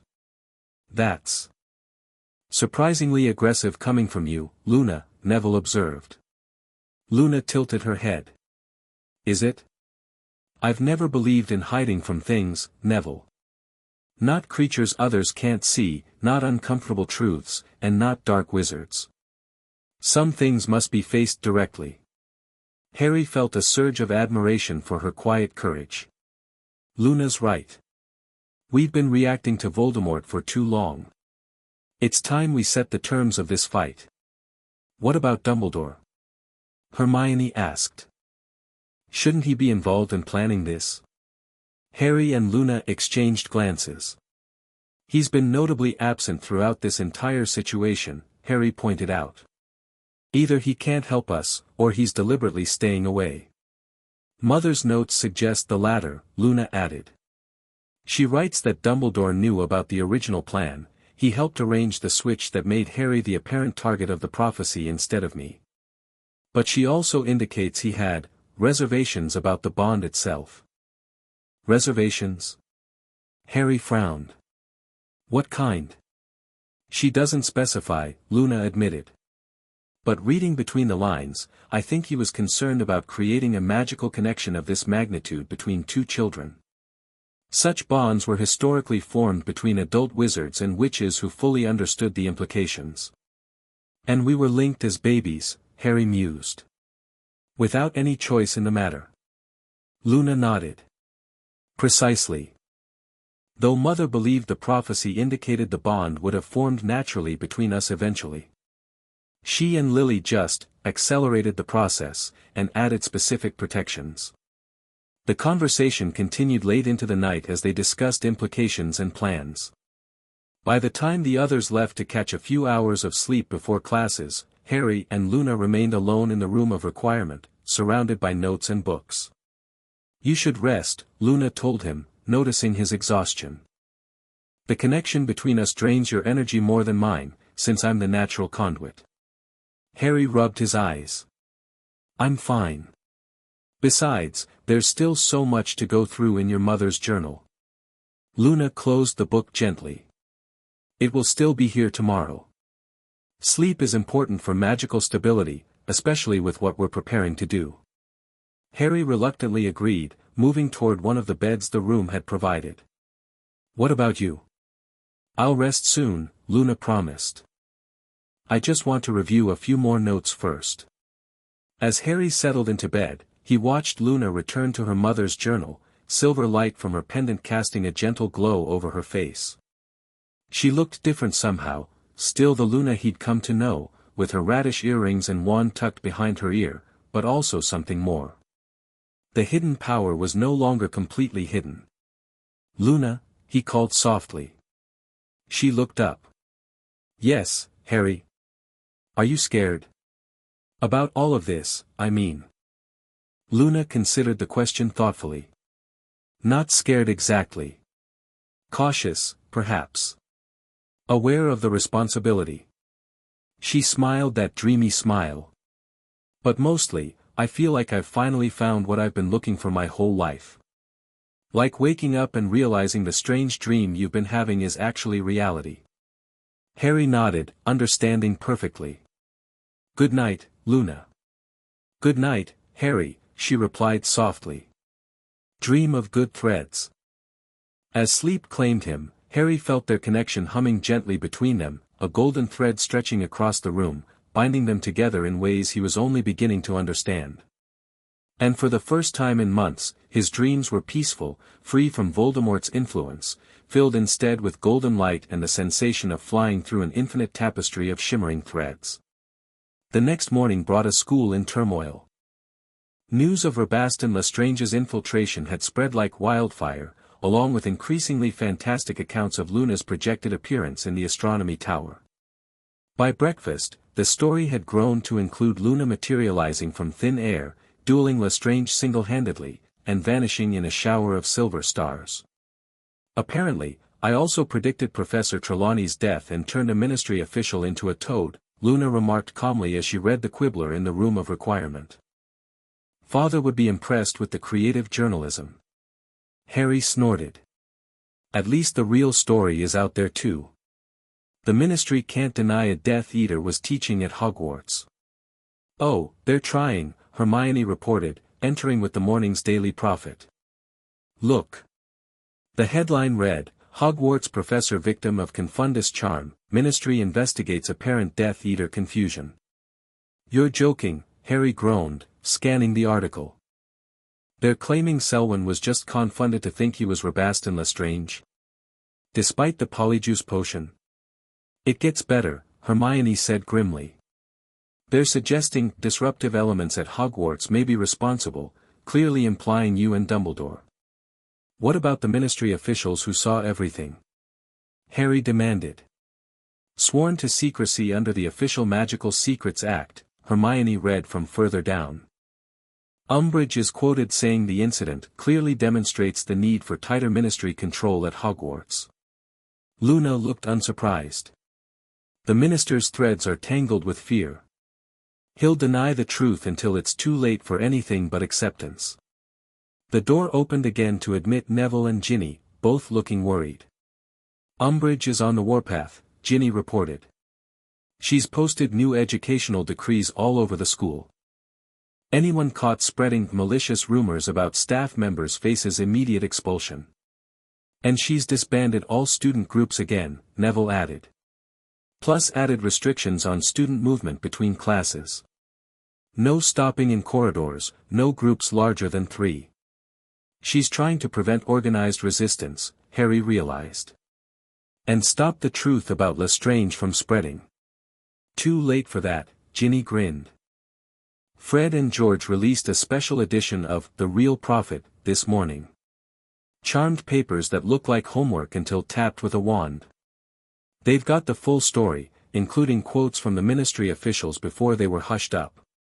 Brilliant, Harry said admiringly. But that won't stop Umbridge from making Luna's life impossible if she shows herself. I don't plan to, Luna said serenely. At least not as myself. She stood, touching her pendant. Silver light briefly enveloped her, and when it faded, Luna's appearance had changed subtly. Her blonde hair was now light brown, her protuberant eyes a more conventional blue. She looked like a completely different student, though with hints of her original features. Merlin's beard, Neville gasped. How did you do that? Thread manipulation, Luna explained, her voice still her own. I've adjusted how light interacts with my physical form. It's not a true transformation like Polyjuice or Metamorphmagus abilities, just a redirection of perception. That's incredible, Hermione breathed. Can you maintain it all day? Luna nodded. As long as I keep a small portion of my awareness focused on it. The pendant helps anchor the alteration. So you can attend classes without being recognized, Harry realized. But what about your magical signature? Won't the detection ward still identify you? I've modified that too, Luna said. Not completely, that would be impossible, but enough to confuse the basic detection methods they're using. Hermione looked troubled. Luna, these abilities, they're beyond anything I've ever read about. Are you sure you're not overtaxing yourself? Mother's notes were very specific about sustainable usage, Luna assured her. I'm being careful not to exceed my natural capacity. Harry studied her altered appearance with mixed feelings. On one hand, the disguise meant Luna could move through the castle more freely. On the other, it felt strange seeing her look so ordinary. As if sensing his thoughts, Luna smiled at him. It's still me underneath, Harry. The threads know who I am, even if eyes are deceived. I know, he replied. It's just weird seeing you without, you know. The radish earrings, she supplied helpfully. I could keep them if you'd prefer, though it might defeat the purpose of the disguise. Harry laughed despite himself. No, better leave them off. So what's the plan? You attend classes as, who exactly? Lyra Meadows, Luna decided after a moment's thought. A transfer student from Beauxbatons staying temporarily while her parents work with the ministry. Plausible enough, Ginny nodded. We can spread the story through the DA members, make sure people accept it without too many questions. What about Ravenclaw Tower? Neville asked. Won't your housemates notice you're gone? Luna shrugged. Most already think I left after the Hogsmeade attack. Professor Flitwick knows the truth, he can help maintain the illusion if necessary. Harry checked the Marauders map. Umbridge is in her office with 2 ministry officials. Looks like they're planning to search the castle again later today. Let them, Luna said confidently. They won't find what they're looking for. The door burst open, admitting a breathless Ron. Harry. Luna. You need to see this. He thrust a letter into Harry's hands. Harry recognized the handwriting immediately. It's from Sirius. He read quickly, his expression darkening. Voldemort's mobilizing the Death Eaters. Sirius says there's unusual activity around places connected to both Luna's family and mine. They're searching for something. The resonance crystal, Luna said immediately, her disguised features paling. Mother mentioned it in her later notes, a focusing tool she created specifically for our bond. What exactly does this crystal do? Hermione asked. Luna turned pages in her mother's journal until she found the relevant section. It's designed to amplify and stabilize the connection between Harry and me. Without it, our bond can still function, but with the crystal, we could channel power between us much more efficiently. And Voldemort knows about this? Harry asked urgently. He must, Luna nodded. Perhaps from Lestrange's observations, or from questioning someone who knew about Mother's work. Where is this crystal now? Ginny asked. Luna's expression grew distant as she consulted the journal. Mother doesn't say exactly. Just that she placed it where the moonlight and water meet, guarded by those who remember. That's frustratingly vague, Hermione sighed. It's a riddle, Luna corrected. One that would make sense to me specifically. Her brow furrowed in concentration. Moonlight and water, guarded by those who remember. Harry watched her face, seeing the moment understanding dawned. The reflecting pool, Luna breathed. At our home. There's a small pool in the garden where Mother used to conduct experiments. She enchanted it to capture and store moonlight. And those who remember must be the memory charms she placed on the property. Your home. Harry frowned. But that's the first place Death Eaters would look. Not necessarily, Luna countered. The pool isn't actually on the property itself. It's hidden in a magical extension of our land, a pocket dimension Mother created for her more sensitive work. A pocket dimension, Hermione repeated faintly. Your mother created an entire pocket dimension. Luna nodded matter-of-factly. It's small, just large enough for the pool and a small working area. The entrance is disguised as an old stone well on the edge of our property. So we need to get to your house, find this well, enter a pocket dimension, and retrieve a magical crystal before Voldemort's forces do the same, Harry summarized. All while avoiding Ministry detection and preparing for our next ritual in 3 days. Precisely, Luna smiled, as if he'd just summarized a pleasant weekend outing.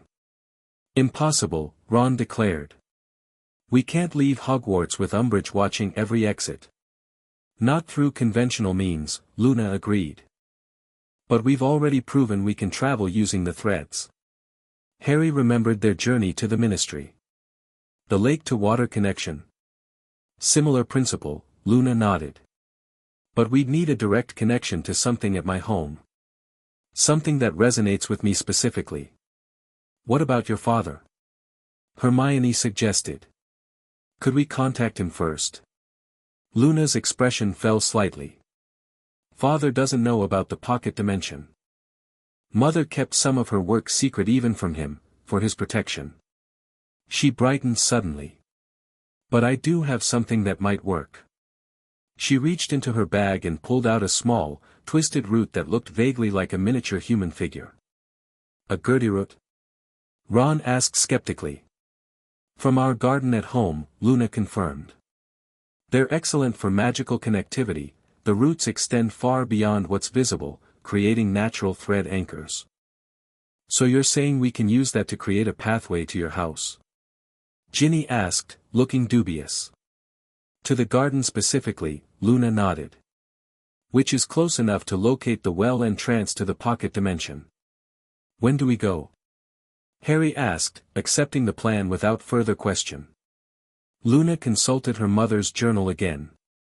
Tonight would be ideal. The quarter moon provides balanced energy, not too strong to attract attention, not too weak for sustainable travel. We can't all go, Hermione pointed out reasonably. The more people traveling through these, thread pathways, the more magical disruption will cause. Just Harry and me, Luna agreed. Our connection stabilizes the travel method, making it safer and less detectable. Harry nodded. We'll go tonight then. But we should prepare for trouble, if Voldemort's forces are already looking for the crystal, they might have surveillance on your house. I can create a diversion, Ron offered. Something to keep Umbridge and her minions focused here at Hogwarts while you're gone. And we'll cover for your absence in classes tomorrow if needed, Neville added. Luna smiled at them all, her disguised features momentarily shifting back to her natural appearance in her excitement. Thank you. All of you. I never expected to have friends who would help like this. That's what friends do, Ginny said simply. Though most friends don't have to help retrieve magical crystals from pocket dimensions while avoiding Dark Lords. Your lives would be terribly boring otherwise, Luna replied serenely. Harry laughed, the tension of their situation momentarily lifting. She's not wrong. As they finalized plans for the evening's expedition, Harry found himself watching Luna, her graceful movements as she studied her mother's journal, the way she absently twirled her wand while thinking, the calm certainty in her voice as she explained complex magical concepts. The connection between them hummed contentedly, like a background melody he was gradually learning to hear. For all the danger they faced, he couldn't help feeling a strange sense of rightness about their path forward. As if pieces long misaligned were finally falling into place. Shield and sword, Sacrifice's son and Threadweaver's daughter, together as they were always meant to be. The true meaning of the prophecy was unfolding before them, and for the first time since Voldemort's return, Harry felt something beyond determination or anger or fear. He felt hope. That night, under cover of diversions orchestrated by the Weasley twins that involved enchanted fireworks and what appeared to be a small swamp materializing on the third floor, Harry and Luna slipped out of the castle toward the lake. Luna had returned to her natural appearance, her disguise unnecessary in the darkness. Are you sure this will work? Harry asked as they reached the same spot where they departed for the ministry days earlier. Luna knelt by the water, arranging the Gertrude and several small crystals in a pattern. The principle is sound. The execution is experimental. That's not exactly reassuring, Harry muttered, keeping watch for patrols. Luna smiled up at him, her silvery eyes reflecting the quarter moon overhead. Magic isn't meant to be entirely predictable, Harry. It responds to need and intent as much as to formulas and patterns. She consulted her mother's journal one last time before closing it and tucking it safely into an inner pocket of her robes. Ready? Harry nodded, joining her by the water's edge. What do I need to do? Hold these, she handed him 2 crystals similar to the ones they'd used before. And think about our destination. Not just the physical place, but the feeling of it. I've never been to your home, Harry pointed out. Then think about me, Luna suggested. About our connection. That should be enough to align your intent with mine. Harry closed his eyes, focusing on Luna, her dreamy voice, her unique perspective, the way her presence made his scar hurt less and his thoughts clearer. The connection between them strengthened immediately, golden warmth flowing through him. Perfect, Luna murmured. Keep that focus. She touched her pendant, which began to glow with silver light. Placing the Gertrude in the water, she spoke words in that strange language Harry still couldn't identify. The root seemed to dissolve, but instead of dispersing, it formed a silvery path across the surface of the lake, not physical, but a shimmering trail of light and potential. Now, Luna whispered, taking his hand. Together, they stepped onto the silver path. Instead of sinking into the lake, they walked on its surface, each step sending ripples of light outward. The world around them began to blur, castle and forest smearing like watercolors in rain. Harry felt the now familiar sensation of sideways falling, though less intense than during their journey to the ministry. Colors swirled, time seemed to stretch, and the crystals in his hand pulsed with energy. Then, abruptly, everything stabilized. They stood in a wild, overgrown garden beneath an oddly shaped house that could only be Luna's home. The building resembled a giant chess rook, perfectly round and stretching several stories high. We made it, Luna breathed, looking around with a mixture of joy and caution. The rook. Harry scanned their surroundings warily. Do you think Death Eaters have been here? Luna tilted her head, eyes glowing silver as she studied the threads around them. Yes, but not recently. Perhaps a day ago. They left disturbances in the protective wards. Can they detect us? Harry asked urgently. Not unless they're actively monitoring, Luna replied. Which they might be. We should move quickly. She led him through the garden, past plants Harry had never seen before, some that seemed to follow their movement, others that glowed faintly or changed colors as they passed. Despite the obvious neglect, the garden retained an otherworldly beauty. Father's been away researching crumplehorn snorkax in Sweden, Luna explained, noticing Harry's observation of the overgrown beds. He'd normally never let the dirigible plums get so tangled. They reached the far edge of the garden, where a crumbling stone well stood half hidden behind a large, twisting bush covered in what looked like tiny orange lanterns. Here, Luna said, approaching the well. This is the entrance. Harry followed, wand ready for any sign of threat. How do we get in? Luna placed her hand on the well's stone edge, her pendant glowing in response. Mother keyed it to our magical signatures. It should recognize me. The stones beneath her palm shifted, rearranging themselves to form a narrow archway. Beyond it, Harry could see not the inside of a well, but a shimmering doorway leading to somewhere else entirely. Quickly, Luna urged. The opening won't last long. They stepped through together. Harry felt a brief resistance, like pushing through a soap bubble, before emerging into a space that defied logical explanation. They stood on what appeared to be a small island, perhaps 30 feet across, floating in a void filled with swirling silver mist. At the center of the island was a perfectly circular pool, its surface mirror-smooth and reflecting not the mist above but a sky full of stars. The reflecting pool, Luna whispered reverently. Mother's workshop. Around the pool stood a semicircle of stone pillars, each carved with symbols similar to those in Luna's mother's journal.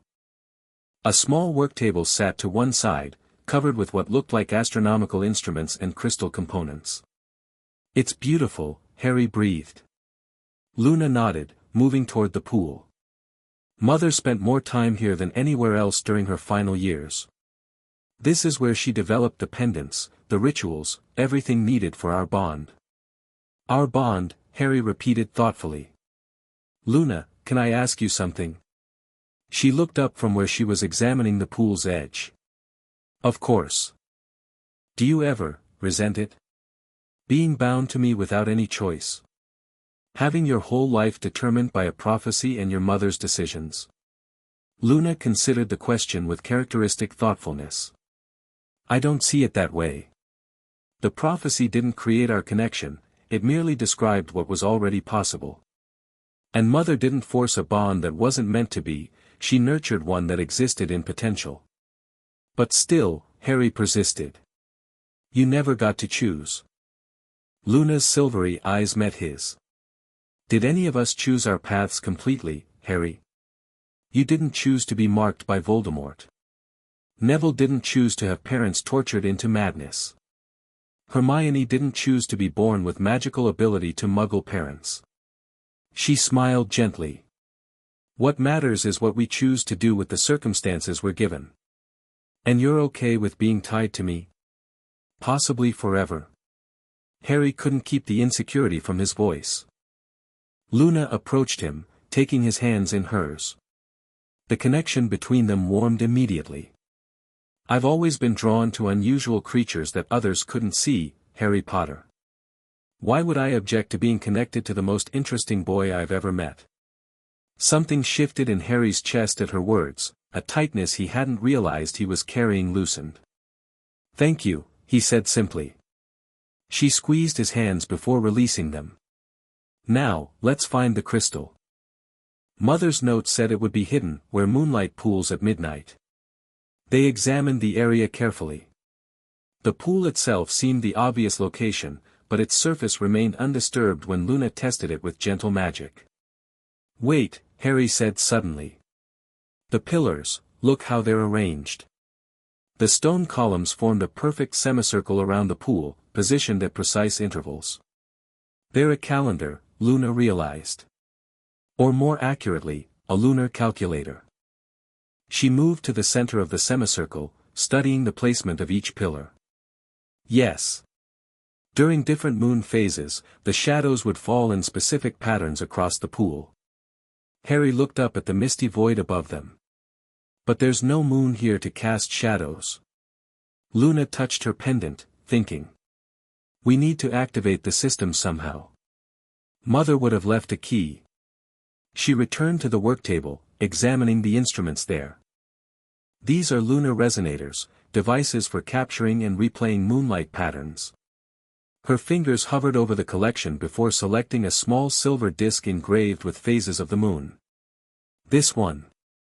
Luna brought the disc to the edge of the pool and placed it on a flat stone that Harry now noticed was carved with a matching lunar symbol. Immediately, light began to emanate from the disc, projecting upward into the misty void. The mist coalesced, forming a perfect replica of the night sky, including a bright full moon directly overhead. Brilliant, Harry breathed. The moonlight from the projected moon struck the pillars, casting precise shadows across the pool's surface. Where the shadows intersected, the water began to glow. There, Luna pointed to a spot near the center of the pool where the shadows formed a perfect star pattern. That's where the crystal is hidden. She knelt at the pool's edge, reaching toward the glowing intersection. Instead of breaking the water's surface, her hand passed through it as if through a window, reaching deeper than the shallow pool should have allowed. I can feel it, she murmured, her face intense with concentration. Almost. Her expression cleared as her fingers closed around something. Slowly, she withdrew her arm, bringing with her a crystal unlike anything Harry had seen before. About the size of a snitch, the crystal seemed to contain its own miniature galaxy, swirling lights that shifted between silver and gold, occasionally flashing with other colors. It pulsed gently, as if breathing. The resonance crystal, Luna breathed. Mother's masterpiece. As she held it between them, Harry felt their connection strengthen dramatically. The golden thread linking them became almost physically visible even without Luna extending her perception to him. It's already responding to our bond, Luna observed. It recognizes us. Harry reached out hesitantly. May I? Luna nodded, carefully transferring the crystal to his palm. The moment it touched his skin, Harry gasped. Visions flooded his mind, not like the painful intrusions of Voldemort, but gentle insights. He saw Luna as a baby, her mother performing complex magic around her crib. He saw his own mother, red hair flowing, working alongside a blonde woman who could only be Pandora Lovegood, both of them drawing complicated patterns in the air above two infants. You see them, Luna whispered. Our mothers. Harry nodded, unable to speak past the lump in his throat. The crystal showed more, brief flashes of potential futures. Him and Luna standing together against a dark shadow. The two of them channeling power through the crystal, golden and silver light combining into something new. Other possibilities too, less clear but equally powerful. The crystal shows what was, what is, and what might be, Luna explained softly. At least to those connected to it. Reluctantly, Harry handed it back to Luna, who carefully placed it in a small velvet pouch. We should go. It's not safe to linger. As if triggered by her words, a tremor ran through the pocket dimension. The misty void outside their small island darkened ominously. What's happening? Harry asked, drawing his wand. Luna's eyes widened, the silver glow intensifying as she looked into the threads. Someone's breached the outer wards of the house. Death Eaters, they must have been monitoring for magical activity. Can they get in here? Not easily, Luna replied, but the dimension itself is destabilizing. Mother linked it to the property's primary wards. If those fall completely. Another, stronger tremor shook the island. The projected night sky flickered like a faulty light. We need to leave, Harry urged. Now. Luna nodded, gathering her mother's journal and the crystal. The exit should still be active, but it might not return us to exactly where we entered. They hurried back toward the shimmering doorway through which they'd arrived, which was now pulsing erratically, edges blurring. "What about your mother's workshop?" Harry asked. "All her research, protected," Luna assured him, patting her journal. "The most important parts are here. And no one else can access this dimension without my blood or father's." A tremendous shaking interrupted them as they reached the doorway. Cracks appeared in the island's surface, and the pool's water began to churn. "Go!" Luna cried, pushing Harry toward the exit. Together, they leapt through the destabilizing portal just as the island began to collapse behind them. The sensation of passing through was much more violent this time, like being pulled through a narrow tube while being spun in all directions. They crashed to the ground in a tangle of limbs, gasping for breath. Harry recovered first, scanning their surroundings urgently. They weren't in Luna's garden anymore. Instead, they'd emerged in what appeared to be a small forest clearing, moonlight filtering through the trees overhead. "Where are we?" he whispered, helping Luna to her feet. She oriented herself, still clutching the velvet pouch containing the crystal. "Still on our property, but near the boundary. The collapse of the pocket dimension must have altered the exit point." "Are you all right?" Harry asked, noticing her pale face. Luna nodded, though she looked shaken. "The crystal is safe. That's what matters." A distant shout made them both freeze. Lights appeared through the trees, wand light, moving in their direction. "Death Eaters," Luna confirmed, her voice remarkably calm. "Searching the property." Harry pulled her deeper into the shadows. "Can we thread travel back to Hogwarts from here?" "Not safely," Luna said. "The disruption from the dimension collapse has tangled the local threads. We need to get further away first. Then we run," Harry decided. "Away from the lights. Find somewhere clear enough to establish a new connection."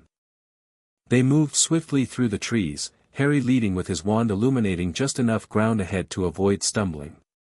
Luna followed close behind, one hand maintaining constant contact with the crystal in her pocket. The voices behind them grew louder, more urgent. Clearly, the Death Eaters had detected their escape from the pocket dimension. "They're tracking the crystal's energy signature," Luna gasped as they ran. "It's too distinctive to hide completely. Can you mask it somehow?"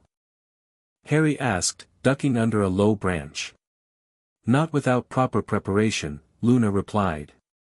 "The crystal is designed to amplify magical signatures, not conceal them." They reached the edge of the woods, facing an open meadow bathed in moonlight. Beyond it, Harry could make out what looked like a small village in the distance. Ottery St. Catchpole, Luna identified, catching her breath. "If we can reach it, we might find somewhere to establish a new thread connection."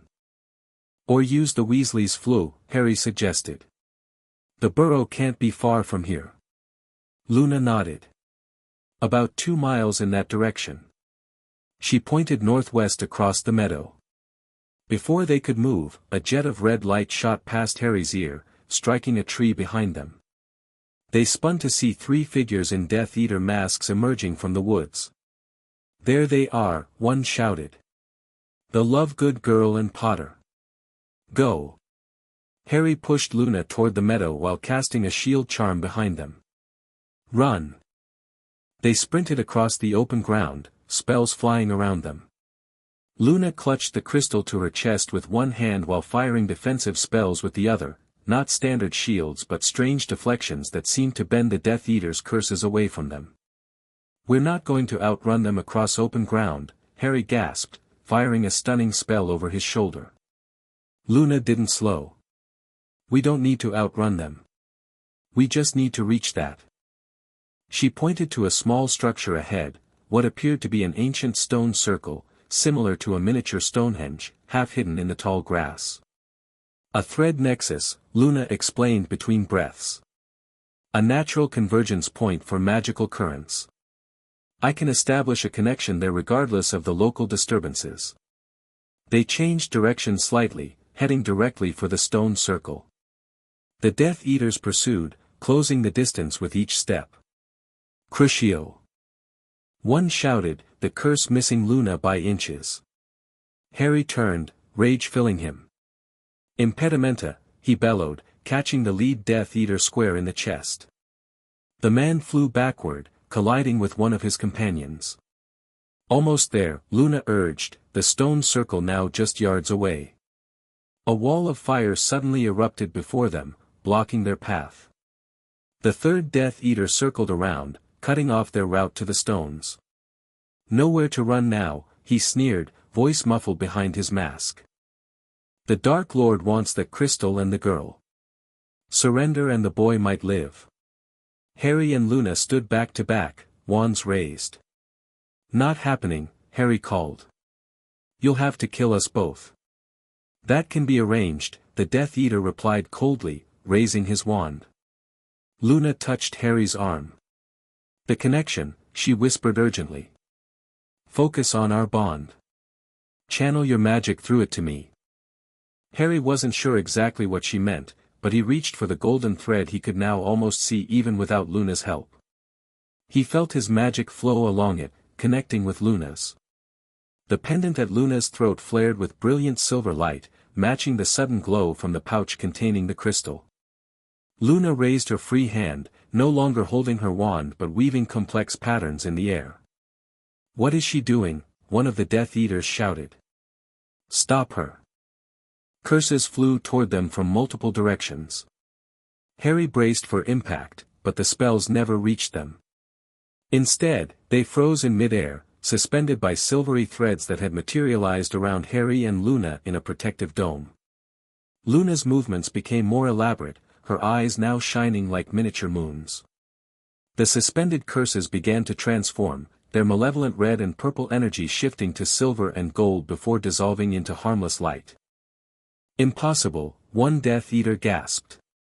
No witch can, Luna spoke, her voice resonating with power. The threads that bind are stronger than the threads that break. With a sweeping gesture, she sent the transformed energy outward in a wave that knocked all three Death Eaters off their feet. The fire blocking their path extinguished instantly. Now. Luna grabbed Harry's hand, pulling him toward the stone circle, which had begun to glow in response to the magical display. They reached the center of the stones just as the Death Eaters were recovering. Luna placed the crystal on a flat central stone, where it pulsed with increasing brightness. Hold on to me, she instructed Harry, taking both his hands. And don't let go no matter what. The Death Eaters reached the edge of the stone circle, casting spells that seemed to bounce off an invisible barrier. Focus on Hogwarts, Luna told Harry. On the room of requirement specifically. See it as clearly as you can. Harry closed his eyes, picturing the room where their friends waited, where Luna's books and notes lay scattered across tables, where they'd begun to unravel the truth of the prophecy that bound them. Luna's voice rose in that strange language again, the words seeming to vibrate through the stones themselves. The crystal between them blazed like a miniature sun, too bright to look at directly. The world shifted, not the sideways falling of their previous travels, but a direct transformation. One moment they stood in the stone circle with Death Eaters shouting curses, the next, they materialized in the middle of the room of requirement, sending Ron and Hermione leaping backward in shock. Bloody hell! Ron yelped. Some warning next time. Luna swayed, the glow fading from her eyes as she clutched the crystal. Harry caught her before she could fall, lowering her gently into a nearby chair. Are you okay? He asked urgently. That was incredible. Luna nodded weakly. The crystal amplified the thread manipulation beyond what I could normally manage. Direct transportation without a connecting element. You just operate inside Hogwarts, Hermione stated, looking both awed and horrified. That's supposed to be impossible. Not apparition, Luna corrected, her voice tired but steady. Thread convergence. Moving along existing connections rather than creating a new path through space. Did you get it? Ron asked, eyeing the glowing pouch in Luna's hand. The crystal thing. Luna carefully opened the velvet bag, revealing the crystal's pulsing light. Yes. But the Death Eaters know we have it now. They'll report to Voldemort immediately. Which means we need to complete the next ritual as soon as possible, Harry concluded. Before they can organize a direct assault on Hogwarts. Luna nodded gravely. The new moon is still 2 days away, but with the crystal, we might be able to attempt the resonance alignment sooner. Is that safe? Hermione asked worriedly. Safer than waiting for Voldemort to attack while we're unprepared, Luna replied. The crystal was designed specifically to stabilize experimental ritual work. Harry looked at the crystal, still showing flashes of possible futures. Tonight then. We've already attracted attention, might as well use the advantage of surprise while we have it. Luna met his gaze, her silvery eyes reflecting the crystal's light. Tonight, she agreed. The shield and the sword, united at last. As they began preparations for a ritual that would change everything, Harry felt their connection humming with anticipation. Whatever came next, whatever Voldemort planned, whatever challenges they faced, they would face it together, as they were always meant to. The prophecy was unfolding as it should, not as a burden of predetermined fate, but as a revelation of possibilities that had always existed between them. Threadweaver's daughter and Sacrifice's son, finally discovering the true power that the Dark Lord knew not, the power of a bond that transcended ordinary magic. Chapter 3, The True Chosen. The room of requirement didn't look like a sanctuary anymore. It looked like a war room. Brace the doors! Hermione shouted, shoving a heavy oak table against the entrance as the walls groaned under pressure from outside. Harry moved without thinking, sliding a reinforced bookshelf against the table while Ron and Neville piled chairs on top. How long do we have? Ginny asked, wand sparking in her hand. Harry pressed his hand against the wall, feeling the magical vibrations coming from the castle's defenses. Minutes. Maybe less. They're blasting through the outer wards. Luna stood in the center of the chaos, the resonance crystal floating between her open palms. The room itself was transforming around her, the walls shifting to accommodate the massive energy she was pulling from the crystal. Fred, George! Harry yelled over the sound of stone cracking outside. Detonators at the entrance tunnel. Now! The twins didn't argue. They sprinted down the corridor the room had generated, tossing small metallic spheres that rolled toward the main double doors. Boom! Boom! Boom! The explosion shook the floor, throwing Hermione off her feet. Harry caught her, dragging her behind a barricade of conjured stone just as the room's main doors disintegrated inward. Smoke filled the space, thick with the smell of ozone and burnt wood. Shapes Move GPT 5.2 Chat Latest The End. Thank you for watching this video. Please be sure to subscribe to our channel and like this video.